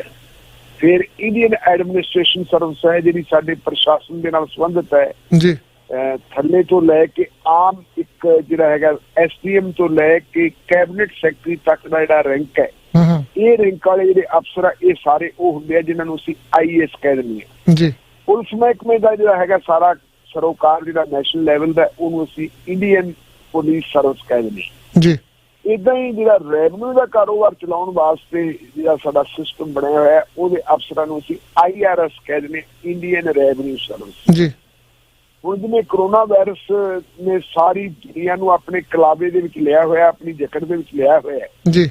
ਔਰ ਦੁਨੀਆ ਇੱਕ ਬਹੁਤ ਵੱਡੀ ਆਰਥਿਕ ਮੰਦੀ ਵੱਲ ਨੂੰ ਜਾ ਰਹੀ ਹੈ ਜੀ। ਇਹਦੇ ਵਿੱਚ ਜਿਹੜੀਆਂ ਸਰਵਿਸਿਜ਼ ਹੋਈਆਂ, ਇਹਨਾਂ ਨੂੰ ਆਪੋ ਆਪਣਾ ਰੋਲ ਅਦਾ ਕਰਨਾ ਪਏਗਾ। ਮੈਂ ਸਾਡੇ ਸਰੋਤਿਆਂ ਨੂੰ ਇਹ ਵੀ ਦੱਸਣਾ ਚਾਹੁੰਦਾ ਕਿ ਆਮ ਤੌਰ ਦੇ ਉੱਤੇ ਸਾਡੇ IAS IPS ਅਫਸਰ ਹੈ ਜਿਹੜੇ ਜੀ, ਹਾਲਾਂਕਿ ਉਹ ਜੇ ਅਸੀਂ ਵਿਵਹਾਰਕ ਤੌਰ ਤੇ ਦੇਖੀ ਤਾਂ ਵਿਵਹਾਰਕ ਤੌਰ ਤੇ ਉਹ ਉਹੀ ਕੰਮ ਕਰਦੇ ਆ ਜਿਹੜਾ ਉਹਨਾਂ ਤੋਂ ਸਮੇਂ ਦੇ ਹਾਕਮ ਕਰਵਾਉਂਦੇ ਆ, ਚਾਹੇ ਉਹ ਸੂਬੇ ਦੀ ਸਰਕਾਰ ਹੋਵੇ, ਚਾਹੇ ਉਹ ਕੇਂਦਰ ਦੀ ਸਰਕਾਰ ਹੋਵੇ। ਉਹਨਾਂ ਨੂੰ ਜੋ ਹੁਕਮ ਦਿੱਤੇ ਜਾਂਦੇ ਹੈ ਉਹ ਉਹਨਾਂ ਹੁਕਮਾਂ ਦੇ ਉੱਤੇ ਅਮਲ ਕਰਦੇ ਆ। ਅਸਲ ਦੇ ਵਿੱਚ ਉਹਨਾਂ ਦਾ ਕੰਮ ਇਹ ਨਹੀਂ ਜੀ। ਜਿਹੜੀ ਉਹਨਾਂ ਨੂੰ ਟ੍ਰੇਨਿੰਗ ਦਿੱਤੀ ਜਾਂਦੀ ਹੈ ਜਾਂ ਜਿਸ ਕੰਮ ਵਾਸਤੇ ਉਹਨਾਂ ਨੂੰ ਭਰਤੀ ਕੀਤਾ ਜਾਂਦਾ ਮੁਲਕ ਵੱਲੋਂ, ਦੇਸ਼ ਵੱਲੋਂ, ਸਾਡੇ ਯੂਨੀਅਨ ਪਬਲਿਕ ਸਰਵਿਸ ਕਮਿਸ਼ਨ ਵੱਲੋਂ, ਉਹ ਕੰਮ ਹੋਰ ਹੈ ਜੀ। ਉਹ ਹੈ ਕਿ ਦੇਸ਼ ਨੂੰ ਉਹਨਾਂ ਦੀਆਂ ਸੇਵਾਵਾਂ ਦੀ ਲੋੜ ਹੈ, ਜਿਹੜੀ ਸਰਵਿਸ ਨਾਲ ਸੰਬੰਧਿਤ ਹੈ, ਉਸ ਸਰਵਿਸ ਦੇ ਨਾਲ ਜੇ ਦੇਸ਼ ਨਾਲ ਸੰਬੰਧਿਤ ਦੇਸ਼ ਨੂੰ ਕੋਈ ਸਮੱਸਿਆ ਸਾਹਮਣੇ ਆਉਂਦੀ ਹੈ ਤਾਂ ਉਹਦੇ ਲਈ ਉਹ ਕੰਮ ਕਰਨ ਜੀ। ਮੈਂ IPS ਦੀ ਗੱਲ ਕਰਨੀ ਚਾਹੂੰਗਾ ਵੀ ਫਰਜ਼ ਕਰੋ ਕਿਸੇ ਸੂਬੇ ਦੇ ਵਿੱਚ ਕੋਈ ਕਮਿਊਨਲ ਗੜਬੜ ਹੁੰਦੀ ਹੈ ਜੀ, ਤਾਂ IPS ਅਫਸਰਾਂ ਦਾ ਕੰਮ ਹੁੰਦਾ ਹੈ ਕਿ ਉਹ ਕਮਿਊਨਲ ਗੜਬੜ ਨੂੰ ਰੋਕਣ। ਫਿਰਕੂ ਆਧਾਰ ਦੇ ਉੱਤੇ ਜੇ ਕੋਈ law and order the problem ਜਾਂ ਕਿਸੇ ਵੀ ਤਰ੍ਹਾਂ law and order the problem ਆਉਂਦੀ ਹੈ ਤਾਂ ਉਹਨੂੰ ਰੋਕੇ। ਲੇਕਿਨ ਜਦੋਂ ਇਹ ਹੁੰਦਾ ਕਿ ਸਮੇਂ ਦਾ ਹਾਕਮ ਕਹਿੰਦੇ ਕਿ ਵਿਰੋਧੀ ਪਾਰਟੀ ਦੇ ਬੰਦੇ ਵੀ ਚੱਕ ਲਿਓ, ਚਾਹੇ ਉਹਨਾਂ ਦਾ MLA ਹੋਵੇ ਤੇ ਚਾਹੇ ਉਹਨਾਂ ਦਾ ਸਰਪੰਚ ਹੋਵੇ, ਉਹਨਾਂ ਦੇ ਲਿਆ ਕੇ ਤੁਸੀਂ ਘੋਟੇ ਲਾਓ, ਉਹਨਾਂ ਦੀਆਂ ਲੱਤਾਂ ਪਾੜੋ ਵਗੈਰਾ, ਇਹ ਸਾਰਾ ਕੁਝ ਕੀਤਾ ਜਾਂਦਾ ਹੈ ਜੀ। ਪਰ ਇਹ ਜਿਹੜੇ ਸਾਡੇ ਇੰਡੀਅਨ ਰੈਵਨਿਊ ਸਰਵਿਸ ਨਾਲ ਸੰਬੰਧਿਤ ਆਫੀਸਰ ਹੈਗੇ 50 ਬੰਦਿਆਂ ਦਾ ਗਰੁੱਪ, ਜੀ। ਦੱਸਿਆ ਜਾਂਦਾ ਹੈ ਕਿ ਇੰਡੀਅਨ ਰੈਵਨਿਊ ਸਰਵਿਸ ਐਸੋਸੀਏਸ਼ਨ ਹੈ ਜਿਹੜੀ ਉਹਨਾਂ ਦੀ ਮੁਲਕ ਭਰ ਦੀ ਬਹੁਤ ਵੱਡੀ ਜਥੇਬੰਦੀ ਹੈ। ਉਸ ਜਥੇਬੰਦੀ ਨੇ ਆਪਣੀ 50 ਮੈਂਬਰਾਂ ਦੀ ਡਿਊਟੀ ਲਾਈ ਕਿ ਹੁਣ ਮੁਲਕ ਦੇ ਸਾਹਮਣੇ ਜਿਹੜੀ ਐਡੀ ਵੱਡੀ ਆਰਥਿਕ ਪ੍ਰੋਬਲਮ ਆ ਗਈ ਹੈ ਜੀ, ਇਸ ਆਰਥਿਕ ਪ੍ਰੋਬਲਮ ਦੇ ਵਿੱਚੋਂ ਕਿਵੇਂ ਨਿਕਲਿਆ ਜਾਵੇ, ਤੁਸੀਂ ਇਹਦੇ ਬਾਰੇ ਇੱਕ ਰਿਪੋਰਟ ਤਿਆਰ ਕਰੋ ਤਾਂ ਕਿ ਆਪਾਂ ਇਹ ਰਿਪੋਰਟ ਜਿਹੜੀ ਹੈਗੀ ਹੈ ਭਾਰਤ ਸਰਕਾਰ ਨੂੰ ਸੌਂਪੀਏ ਕਿ ਤੁਸੀਂ ਇਹਦੇ ਮੁਤਾਬਕ ਕੰਮ ਕਰੋ ਜੀ। ਲਓ ਜੀ, ਇਸ ਗਰੁੱਪ ਨੇ ਮਿਹਨਤ ਕਰਕੇ ਇੱਕ ਰਿਪੋਰਟ ਤਿਆਰ ਕੀਤੀ ਹੈ। ਉਹਨਾਂ ਨੇ ਕਿਹਾ ਹੈ ਕਿ ਜਿਹੜੇ ਆਮ ਤੌਰ ਦੇ ਉੱਤੇ ਤੁਹਾਨੂੰ ਪਤਾ ਹੈ ਵੀ ਇਸ ਵੇਲੇ 1 ਕਰੋੜ ਤੋਂ ਵੱਧ ਦੀ ਆਮਦਨ ਵਾਲੇ ਲੋਕ ਹੈ ਜਿਹੜੇ, ਉਹਨਾਂ ਦੇ ਉੱਤੇ 30% ਇਨਕਮ ਟੈਕਸ ਲਾਇਆ ਜਾਂਦਾ ਹੈ ਜੀ। ਲੇਕਿਨ ਇਸ ਗਰੁੱਪ ਦੀ ਇਹ ਰਾਏ ਹੈ ਕਿ ਇਹ ਜਿਹੜਾ ਟੈਕਸ ਹੈ 10% ਵਧਾ ਕੇ 40% ਕਰ ਦਿੱਤਾ ਜਾਵੇ ਜੀ। ਜਿਨ੍ਹਾਂ ਲੋਕਾਂ ਦੀ ਆਮਦਨ 5 ਕਰੋੜ ਜਾਂ ਤੋਂ ਵੱਧ ਹੈ ਉਹਨਾਂ ਤੋਂ ਵੈਲਥ ਟੈਕਸ ਲਿਆ ਜਾਵੇ, ਧਨ ਦੇ ਉੱਤੇ ਟੈਕਸ ਲਾ ਦਿੱਤਾ ਜਾਵੇ।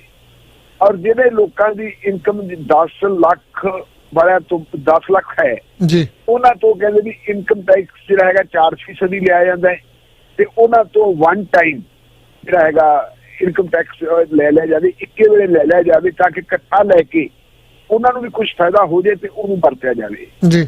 ਨਾਲ ਅਗਲੀ ਗੱਲ ਇਹਨਾਂ ਨੇ ਜਿਹੜੀ ਸਲਾਹ ਦਿੱਤੀ ਹੈ ਉਹਨਾਂ ਨੇ ਇਹ ਹੈ ਕਿ ਭਾਰਤ ਦੇ 12 ਕਰੋੜ ਜਿਹੜੇ ਗਰੀਬ ਪਰਿਵਾਰ ਹੈ, ਉਹਨਾਂ 12 ਕਰੋੜ ਗਰੀਬ ਪਰਿਵਾਰਾਂ ਦੇ ਖਾਤਿਆਂ ਵਿੱਚ 5-5 ਰੁਪਏ ਪਾ ਦਿੱਤੇ ਜਾਣ। ਜਿਨ੍ਹਾਂ ਦੇ ਕੋਲੇ ਖਾਤੇ ਹੈ ਨਹੀਂ ਉਹਨਾਂ ਨੂੰ ਸਿੱਧੇ ਪੈਸੇ ਦਿੱਤੇ ਜਾਣ ਜੀ।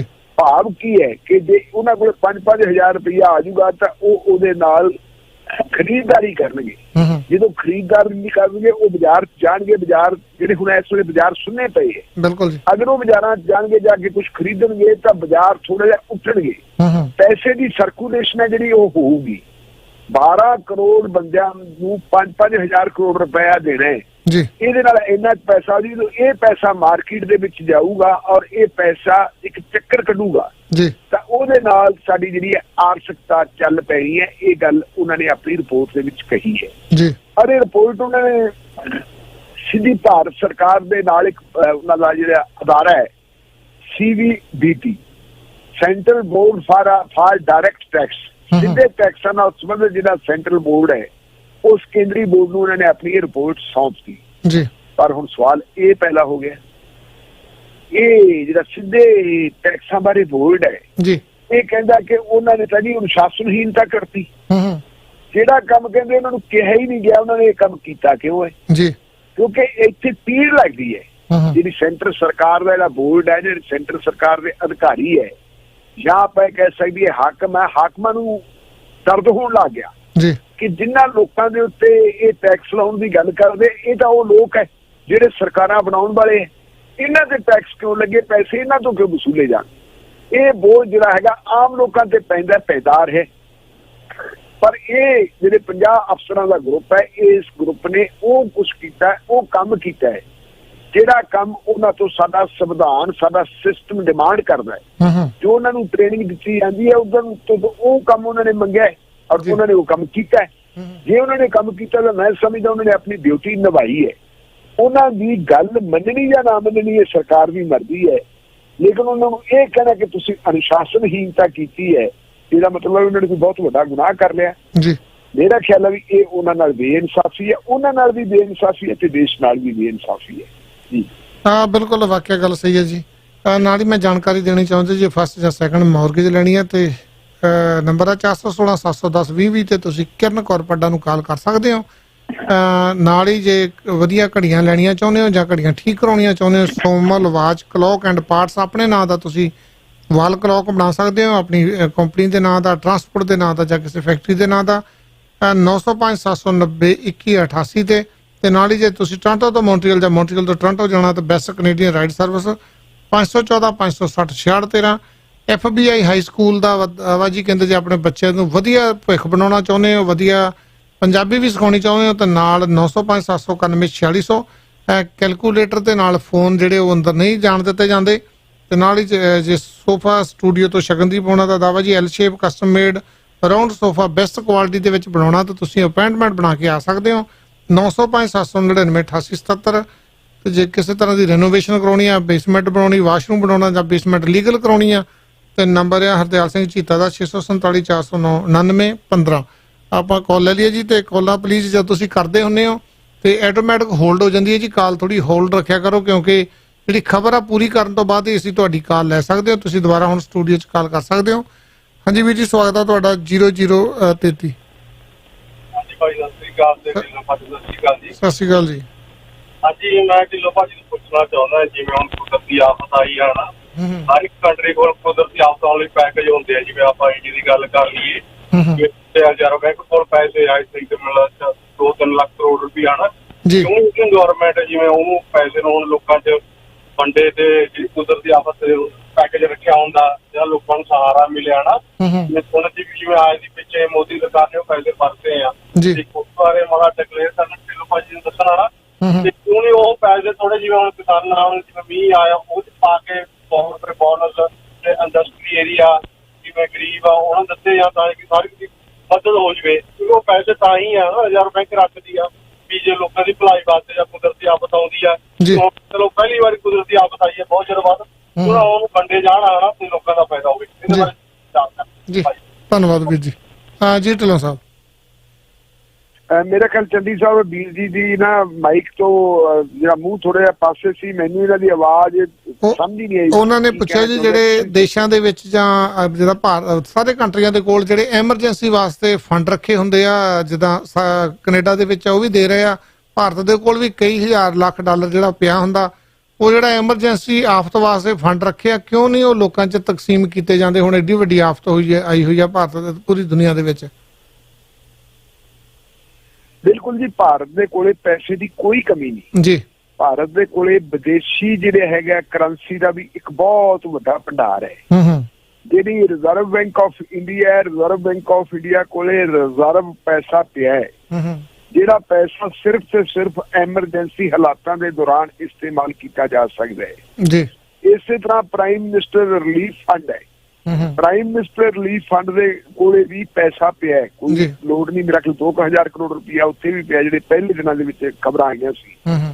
ਹੁਣ ਭਾਰਤ ਦੇ ਪ੍ਰਧਾਨ ਮੰਤਰੀ ਨੇ, ਹਾਲਾਂਕਿ ਪ੍ਰਾਈਮ ਮਿਨਿਸਟਰ ਰਿਲੀਫ ਫੰਡ ਨਾਂ ਦਾ ਇੱਕ ਅਕਾਊਂਟ ਅੱਡ ਹੈਗਾ, ਲੋਕ ਉੱਥੇ ਪੈਸਾ ਜਮ੍ਹਾਂ ਕਰਵਾ ਸਕਦੇ ਹੈ, ਲੇਕਿਨ ਉਹਨਾਂ ਨੇ ਉਹਨੂੰ ਇੱਕ ਨਵਾਂ ਫੰਡ ਕ੍ਰੀਏਟ ਕਰਤਾ prime minister cares, PM cares ਉਹਦਾ ਨਾਂ ਰੱਖ ਦਿੱਤਾ, ਉਹਦੇ ਵਿੱਚ ਵੀ ਪੈਸਾ ਬਹੁਤ ਵੱਡੇ ਪੱਧਰ ਦੇ ਉੱਤੇ ਜਮ੍ਹਾਂ ਹੋ ਰਿਹਾ ਹੈ। ਸਵਾਲ ਇਹ ਹੈ ਕਿ ਹੁਣ ਜਿਵੇਂ ਕੁਛ ਆ ਗਿਆ ਤੁਹਾਡਾ, ਇਹ ਆ ਗਿਆ ਵੀ ਅਸੀਂ ਆਹ ਦੇ ਰਹੇ ਹਾਂ ਸਹੂਲਤਾਂ, ਆਹ ਦੇ ਰਹੇ ਹਾਂ। ਅੱਜ ਵੀ 50,000 ਕਰੋੜ ਰੁਪਏ ਦੇ ਕੁਛ ਐਲਾਨ ਕੀਤੇ ਹੈ ਰਿਜ਼ਰਵ ਬੈਂਕ ਆਫ ਇੰਡੀਆ ਨੇ, ਪਰ ਸਵਾਲ ਇਹ ਹੈ ਕਿ ਉਹ ਪੈਸਾ ਜਾਂਦਾ ਕਿਹਦੇ ਕੋਲੇ ਹੈ? ਇਹ ਪੈਸਾ ਉੱਥੇ ਜਾਣਾ ਚਾਹੀਦਾ, ਇੰਨਾ ਕੁ ਪੈਸਾ ਜਾਣਾ ਚਾਹੀਦਾ ਜਿਹੜਾ ਪੈਸਾ ਸਰਕੂਲੇਸ਼ਨ ਦੇ ਵਿੱਚ ਆ ਜਾਏ, ਜਿਹੜਾ ਇਕਨੋਮੀ ਨੂੰ ਥੋੜਾ ਜਿਹਾ ਧੱਕਾ ਲਾ ਗਈ, ਇਕਨੋਮੀ ਨੂੰ ਥੋੜਾ ਧੱਕਾ ਲਾ ਕੇ ਜਿਹੜੀ ਖੜੀ ਵੀ ਹੈ ਉਹਨੂੰ ਅਗਾਹ ਤੋੜੀ। ਹੁਣ ਮਸਲਨ ਤੁਸੀਂ ਇਹ ਵੀ ਜਨਧਨ ਖਾਤੇ ਜਿਹੜੇ ਹੈ ਕਿ ਬੀਬੀਆਂ ਵਾਲੇ, ਉਹਨਾਂ 'ਚ 500 ਰੁਪਈਆ ਪਾਤਾ, 500 ਰੁਪਈਏ ਦੇ ਨਾਲ ਕਿੰਨੀ ਇਕਾਨਮੀ ਚਲੂਗੀ? ਜਾਂ ਜੇ ਲੋਕਾਂ ਨੂੰ ਇਹ ਕਹਿਤਾ ਲਓ ਜੀ ਤੁਹਾਨੂੰ ਅਸੀਂ 3 ਮਹੀਨਿਆਂ ਵਾਸਤੇ ਗੈਸ ਸਿਲੰਡਰ ਦੇਤੇ, ਇਹ ਤੁਹਾਨੂੰ 3 ਮਹੀਨੇ ਤੁਸੀਂ ਗੈਸ ਸਿਲੰਡਰ ਜਿਹੜੇ ਹੈਗੀ ਹੈ ਗੈਸ ਰੀਫਿਲ ਕਰਵਾ ਲਓ, ਇਹਨੂੰ ਘਰਾਂ 'ਚ ਵਰਤ ਲਓ, ਉਹ ਵਰਤੀ ਜਾਣੀ ਹੈ।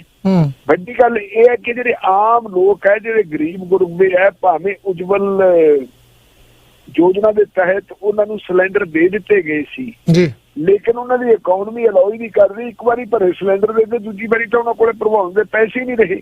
ਉਹ ਵਿਚਾਰੇ ਤਾਂ ਲੱਕੜਾਂ ਜਾਂ ਗੋਹਿਆਂ ਤੇ ਆਪਦਾ ਖਾਣਾ ਵਗੈਰਾ ਬਣਾਉਂਦੇ ਹੈ। ਜੋ ਗੱਲ ਇਹਨਾਂ ਨੇ ਕਹੀ ਸੀ, ਜਿਹੜੇ ਸਾਡੇ IRS ਅਫਸਰਾਂ 50 ਦੇ ਗਰੁੱਪ ਨੇ ਗੱਲ ਕਹੀ ਹੈ ਕਿ 5-5 ਹਜ਼ਾਰ ਰੁਪਇਆ ਉਹਨਾਂ ਦੇ ਖਾਤਿਆਂ 'ਚ ਪਾ ਦਿੱਤਾ ਜਾਵੇ।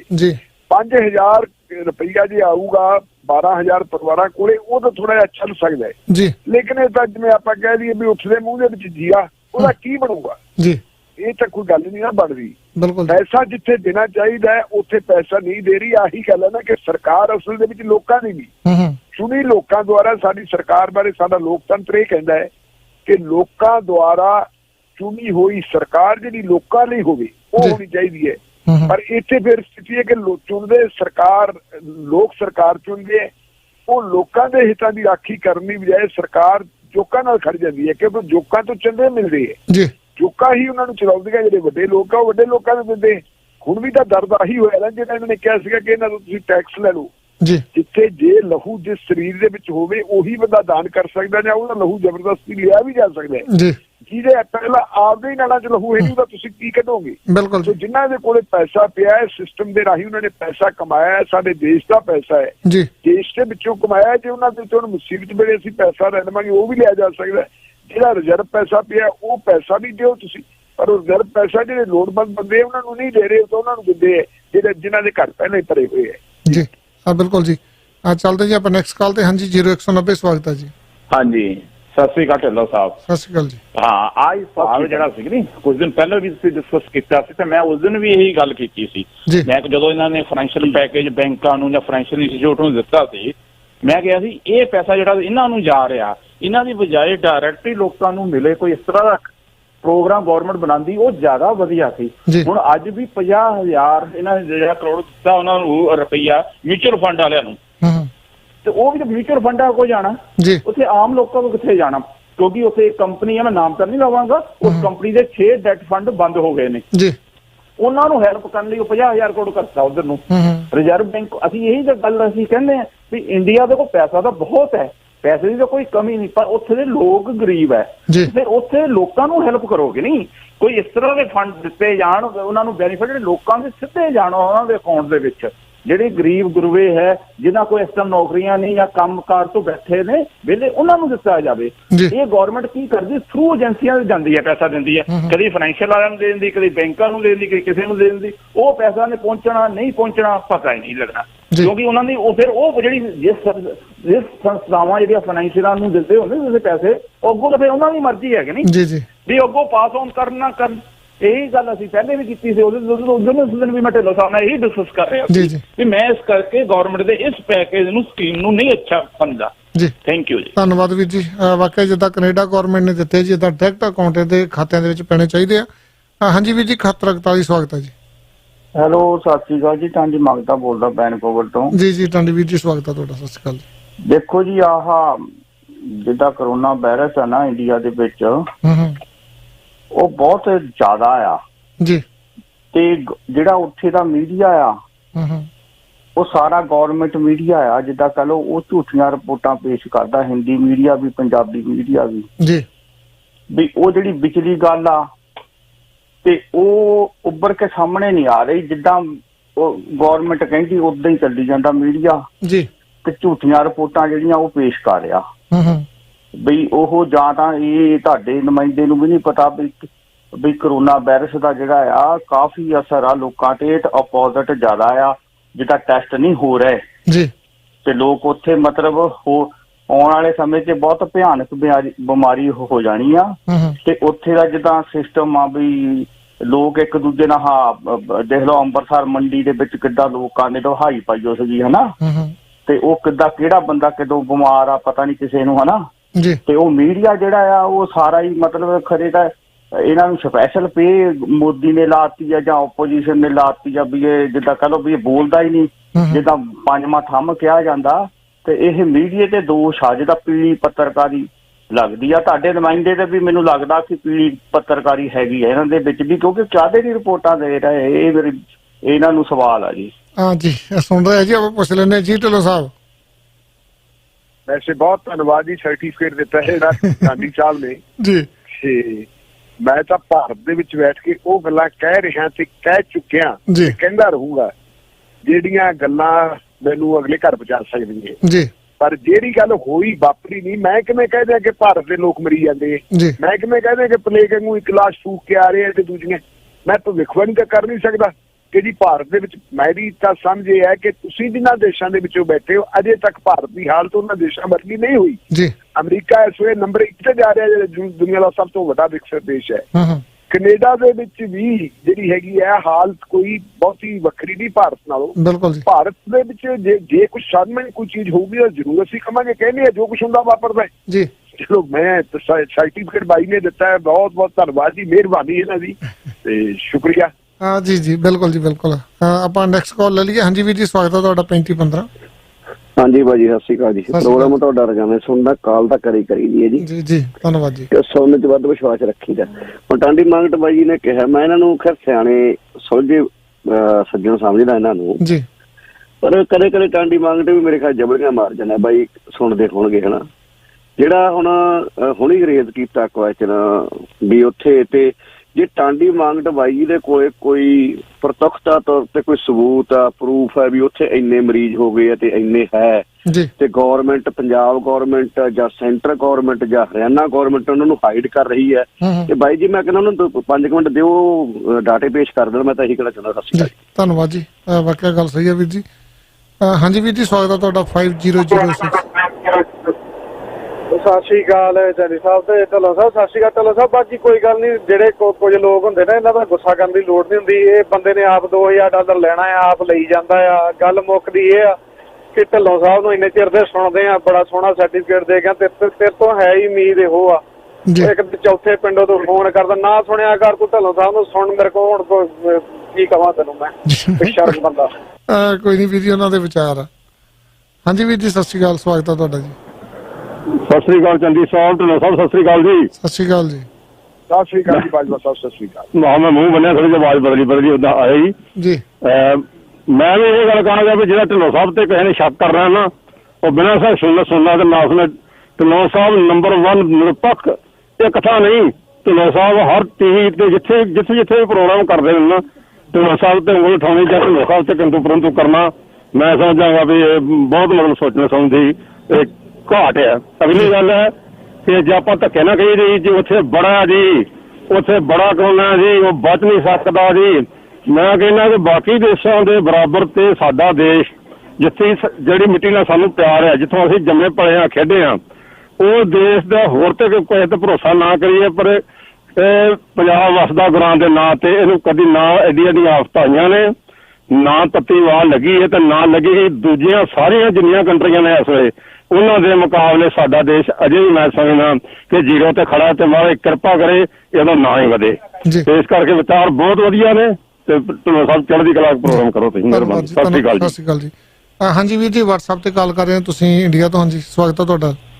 ਸਤਿ ਸ਼੍ਰੀ ਅਕਾਲ ਵੀਰ ਜੀ। ਸਤਿ ਸ਼੍ਰੀ ਅਕਾਲ। ਸਤਿ ਸ਼੍ਰੀ ਅਕਾਲ ਜੀ। ਵੀਰ ਜੀ, ਢਿੱਲੋਂ ਸਾਹਿਬ ਨੇ ਬਹੁਤ ਵਧੀਆ ਗੱਲਾਂ ਕੀਤੀਆਂ। ਹੁਣ ਵੀ ਵੀਰ ਜੀ ਨੇ ਜਿਹੜੀਆਂ ਗੱਲਾਂ ਬਹੁਤ ਵਧੀਆ ਕੀਤੀਆਂ। ਮੈਂ ਇੰਡੀਆ ਤੋਂ ਲੁਧਿਆਣਾ ਡਿਸਟ੍ਰਿਕਟ ਤੋਂ ਬੋਲਦਾ, ਜਗਰਾਉਂ ਤੋਂ, ਹਰਬੰਸ ਸਿੰਘ ਸੇਖੋਂ। ਜੀ ਜੀ।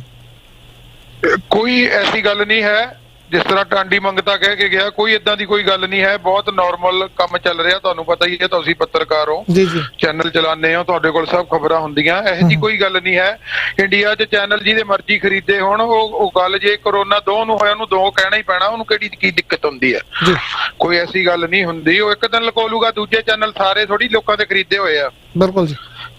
ਹਾਂਜੀ, ਮੈਂ ਤਾਂ ਤੁਹਾਨੂੰ ਬੇਨਤੀ ਕਰਦਾ, ਮੈਂ ਇੱਕੋ ਹੀ ਬੇਨਤੀ ਕਰਦਾ ਕਿ ਬਹੁਤ ਵਧੀਆ ਤੁਹਾਡਾ ਚੈਨਲ ਆ, ਮੈਂ ਸੁਣਦਾ ਰਹਿੰਦਾ, ਤੁਹਾਡੇ ਨਾਲ ਗੱਲਬਾਤ ਵੀ ਕਿਤੇ ਕਿਤੇ ਤੁਹਾਡੇ ਨਾਲ ਨਹੀਂ ਹੁੰਦੀ, ਲੇਟ ਨਾਈਟ ਕਰਦਾ ਹੁੰਦਾ ਮੈਂ। ਤੋ ਜਿਹੜੀਆਂ ਵੀਰ ਜੀ ਇਹ ਬੰਦਾ ਟਾਂਡੀ ਮੰਗਤਾ ਜਿੱਦਾਂ ਦਾ ਬੰਦਾ ਇਹ ਹੈਗਾ, ਇਹਦਾ ਨਾ ਨਾਮ ਸੁਣਨ ਸਾਰੀ ਤੁਸੀਂ ਫੋਨ ਕੱਟ ਦਿਆ ਕਰੋ। ਇਹ ਬੰਦੇ ਤੋਂ ਕੀ ਲੈਣਾ ਹੈ ਇਹਦੇ ਤੋਂ? ਧੰਨਵਾਦ। ਇੰਨੀ ਗੰਦੀ ਰੈਪੂਟੇਸ਼ਨ, ਬੈਡ ਰੈਪੂਟੇਸ਼ਨ ਇਹਦੀ ਬਣੀ ਹੋਈ ਆ ਇੰਡੀਆ ਦੇ ਵਿੱਚ ਇਸ ਬੰਦੇ ਦੀ। ਇਹ ਕਿਸੇ ਨੂੰ ਨਹੀਂ ਬਖਸ਼ਦਾ, ਸਭ ਨੂੰ ਗੰਦਮੰਦ ਬਕੀ ਜਾਂਦਾ। ਇਹਦਾ ਬਹੁਤ ਮਾੜਾ ਕੰਮ ਆ ਯਾਰ, ਧੰਨਵਾਦ, ਬਹੁਤ ਮਾੜਾ ਕੰਮ ਹੈ। ਹਾਂ, ਕੋਈ ਕਰੋਨੇ ਦੀ ਅੱਧੀ ਕੋਈ ਗੱਲ ਨਹੀਂ, ਇੱਥੇ ਐਵੇਂ ਮਾਰੀ ਜਾਂਦਾ ਹੈ। ਧੰਨਵਾਦ ਜੀ, ਧੰਨਵਾਦ, ਧੰਨਵਾਦ ਜੀ। ਹਾਂਜੀ ਢਿੱਲੋਂ ਸਾਹਿਬ, ਆਪਣਾ ਜਿਹੜਾ ਪ੍ਰੋਗਰਾਮ ਦਾ ਸਮਾਂ ਸਮਾਪਤ ਹੈ, ਐਂਡ ਦੇ ਵਿੱਚ ਤੁਸੀਂ ਕੁਝ ਕਹਿਣਾ ਚਾਹੋਗੇ ਜੀ? ਬਸ ਮੈਂ ਤਾਂ ਇਹ ਸਰੋਤੇ, ਸਾਡਾ ਮਤਲਬ ਸਾਡੇ ਵਾਸਤੇ ਸਕੂਲ ਹੈ, ਸਾਡੇ ਟੀਚਰ ਹੈ। ਜਿਵੇਂ ਬਿਲਗਾ ਸਾਹਿਬ ਕਹਿ ਕੇ ਗਏ ਆ, ਬਿਲਗਾ ਸਾਹਿਬ ਦਾ ਪਿਛੋਕੜ ਉਸ ਪਿੰਡ ਨਾਲ ਜੁੜਦਾ, ਜਿਹੜਾ ਪਿੰਡ ਦਾ ਇਤਿਹਾਸ ਦੇ ਵਿੱਚ ਬਹੁਤ ਵੱਡਾ ਨਾਂ ਹੈ ਜੀ। ਕਈ ਚੀਜ਼ਾਂ ਉਹ ਹੁੰਦੀਆਂ ਜਿਹੜੀਆਂ ਅਸੀਂ ਸਰੋਤਿਆਂ ਤੋਂ ਸਿੱਖਦੇ ਹਾਂ ਜੀ। ਬਿਲਕੁਲ ਠੀਕ ਹੈ ਕਿ ਜਿਹੜਾ ਪੈਸਾ ਆਉਂਦਾ, ਮੈਂ ਬਿਲਗਾ ਸਾਹਿਬ ਦੀਆਂ ਗੱਲਾਂ ਤੋਂ ਵੀ ਬਹੁਤ ਕੁਝ ਸਿੱਖਿਆ ਹੈ। ਇਹਨਾਂ ਨੇ ਪਹਿਲਾਂ ਵੀ ਬੜੀਆਂ ਮਿਸਾਲਾਂ ਦਿੱਤੀਆਂ, ਉਹ ਕੰਮ ਦੀਆਂ ਚੀਜ਼ਾਂ ਹੁੰਦੀਆਂ ਜੀ। ਸੋ ਸਰੋਤੇ ਸਾਡਾ ਤਾਂ ਜੀ, ਮੈਂ ਸਮਝਦਾ ਸਭ ਕੁਛ ਹੀ ਸਰੋਤੇ ਹੁੰਦੇ ਆ, ਤੇ ਕੋਈ ਗੱਲ ਨਹੀਂ। ਜੇ ਸਾਡੇ ਕਈ ਸੱਜਣਾ ਨੂੰ ਗਿਲਾ ਹੋਇਆ ਮੇਰੇ ਬਾਰੇ, ਮੈਨੂੰ ਕੋਈ ਬਹੁਤੀ ਫਰਕ ਨਹੀਂ ਪੈਂਦਾ। ਵੀਰ ਨੇ ਜੀ ਕੋਈ ਗੱਲ ਕਹਿ ਦਿੱਤੀ ਹੈ ਤਾਂ ਉਹਨਾਂ ਦਾ ਸ਼ੁਕਰਗੁਜ਼ਾਰ ਹੈ, ਕੋਈ ਐਸੀ ਗੱਲ ਨਹੀਂ। ਰੱਬ ਉਹਨਾਂ ਨੂੰ ਚੜ੍ਹਦੀਆਂ ਕਸੀਆਂ ਕਲਾਂ ਦੇ ਵਿੱਚ ਰੱਖੇ, ਮੈਨੂੰ ਕੋਈ ਗੁੱਸਾ ਨਹੀਂ ਆਉਂਦਾ ਜੀ। ਧੰਨਵਾਦ ਢਿੱਲੋਂ ਸਾਹਿਬ, ਆਪਣਾ ਸਮਾਂ ਜਿਹੜਾ ਸਮਾਪਤ ਜੀ। ਧੰਨਵਾਦ ਜੀ ਸਾਰਿਆਂ ਦਾ। ਸਤਿ ਸ਼੍ਰੀ ਅਕਾਲ ਜੀ। ਵੀਰ ਜੀ ਹੁਣੀ ਜਿਹੜੀ ਪ੍ਰੋਗਰਾਮ ਲੈ ਕੇ ਹਾਜ਼ਰਾਂ, ਦਿਓ ਇਜਾਜ਼ਤ। ਸਤਿ ਸ਼੍ਰੀ ਅਕਾਲ।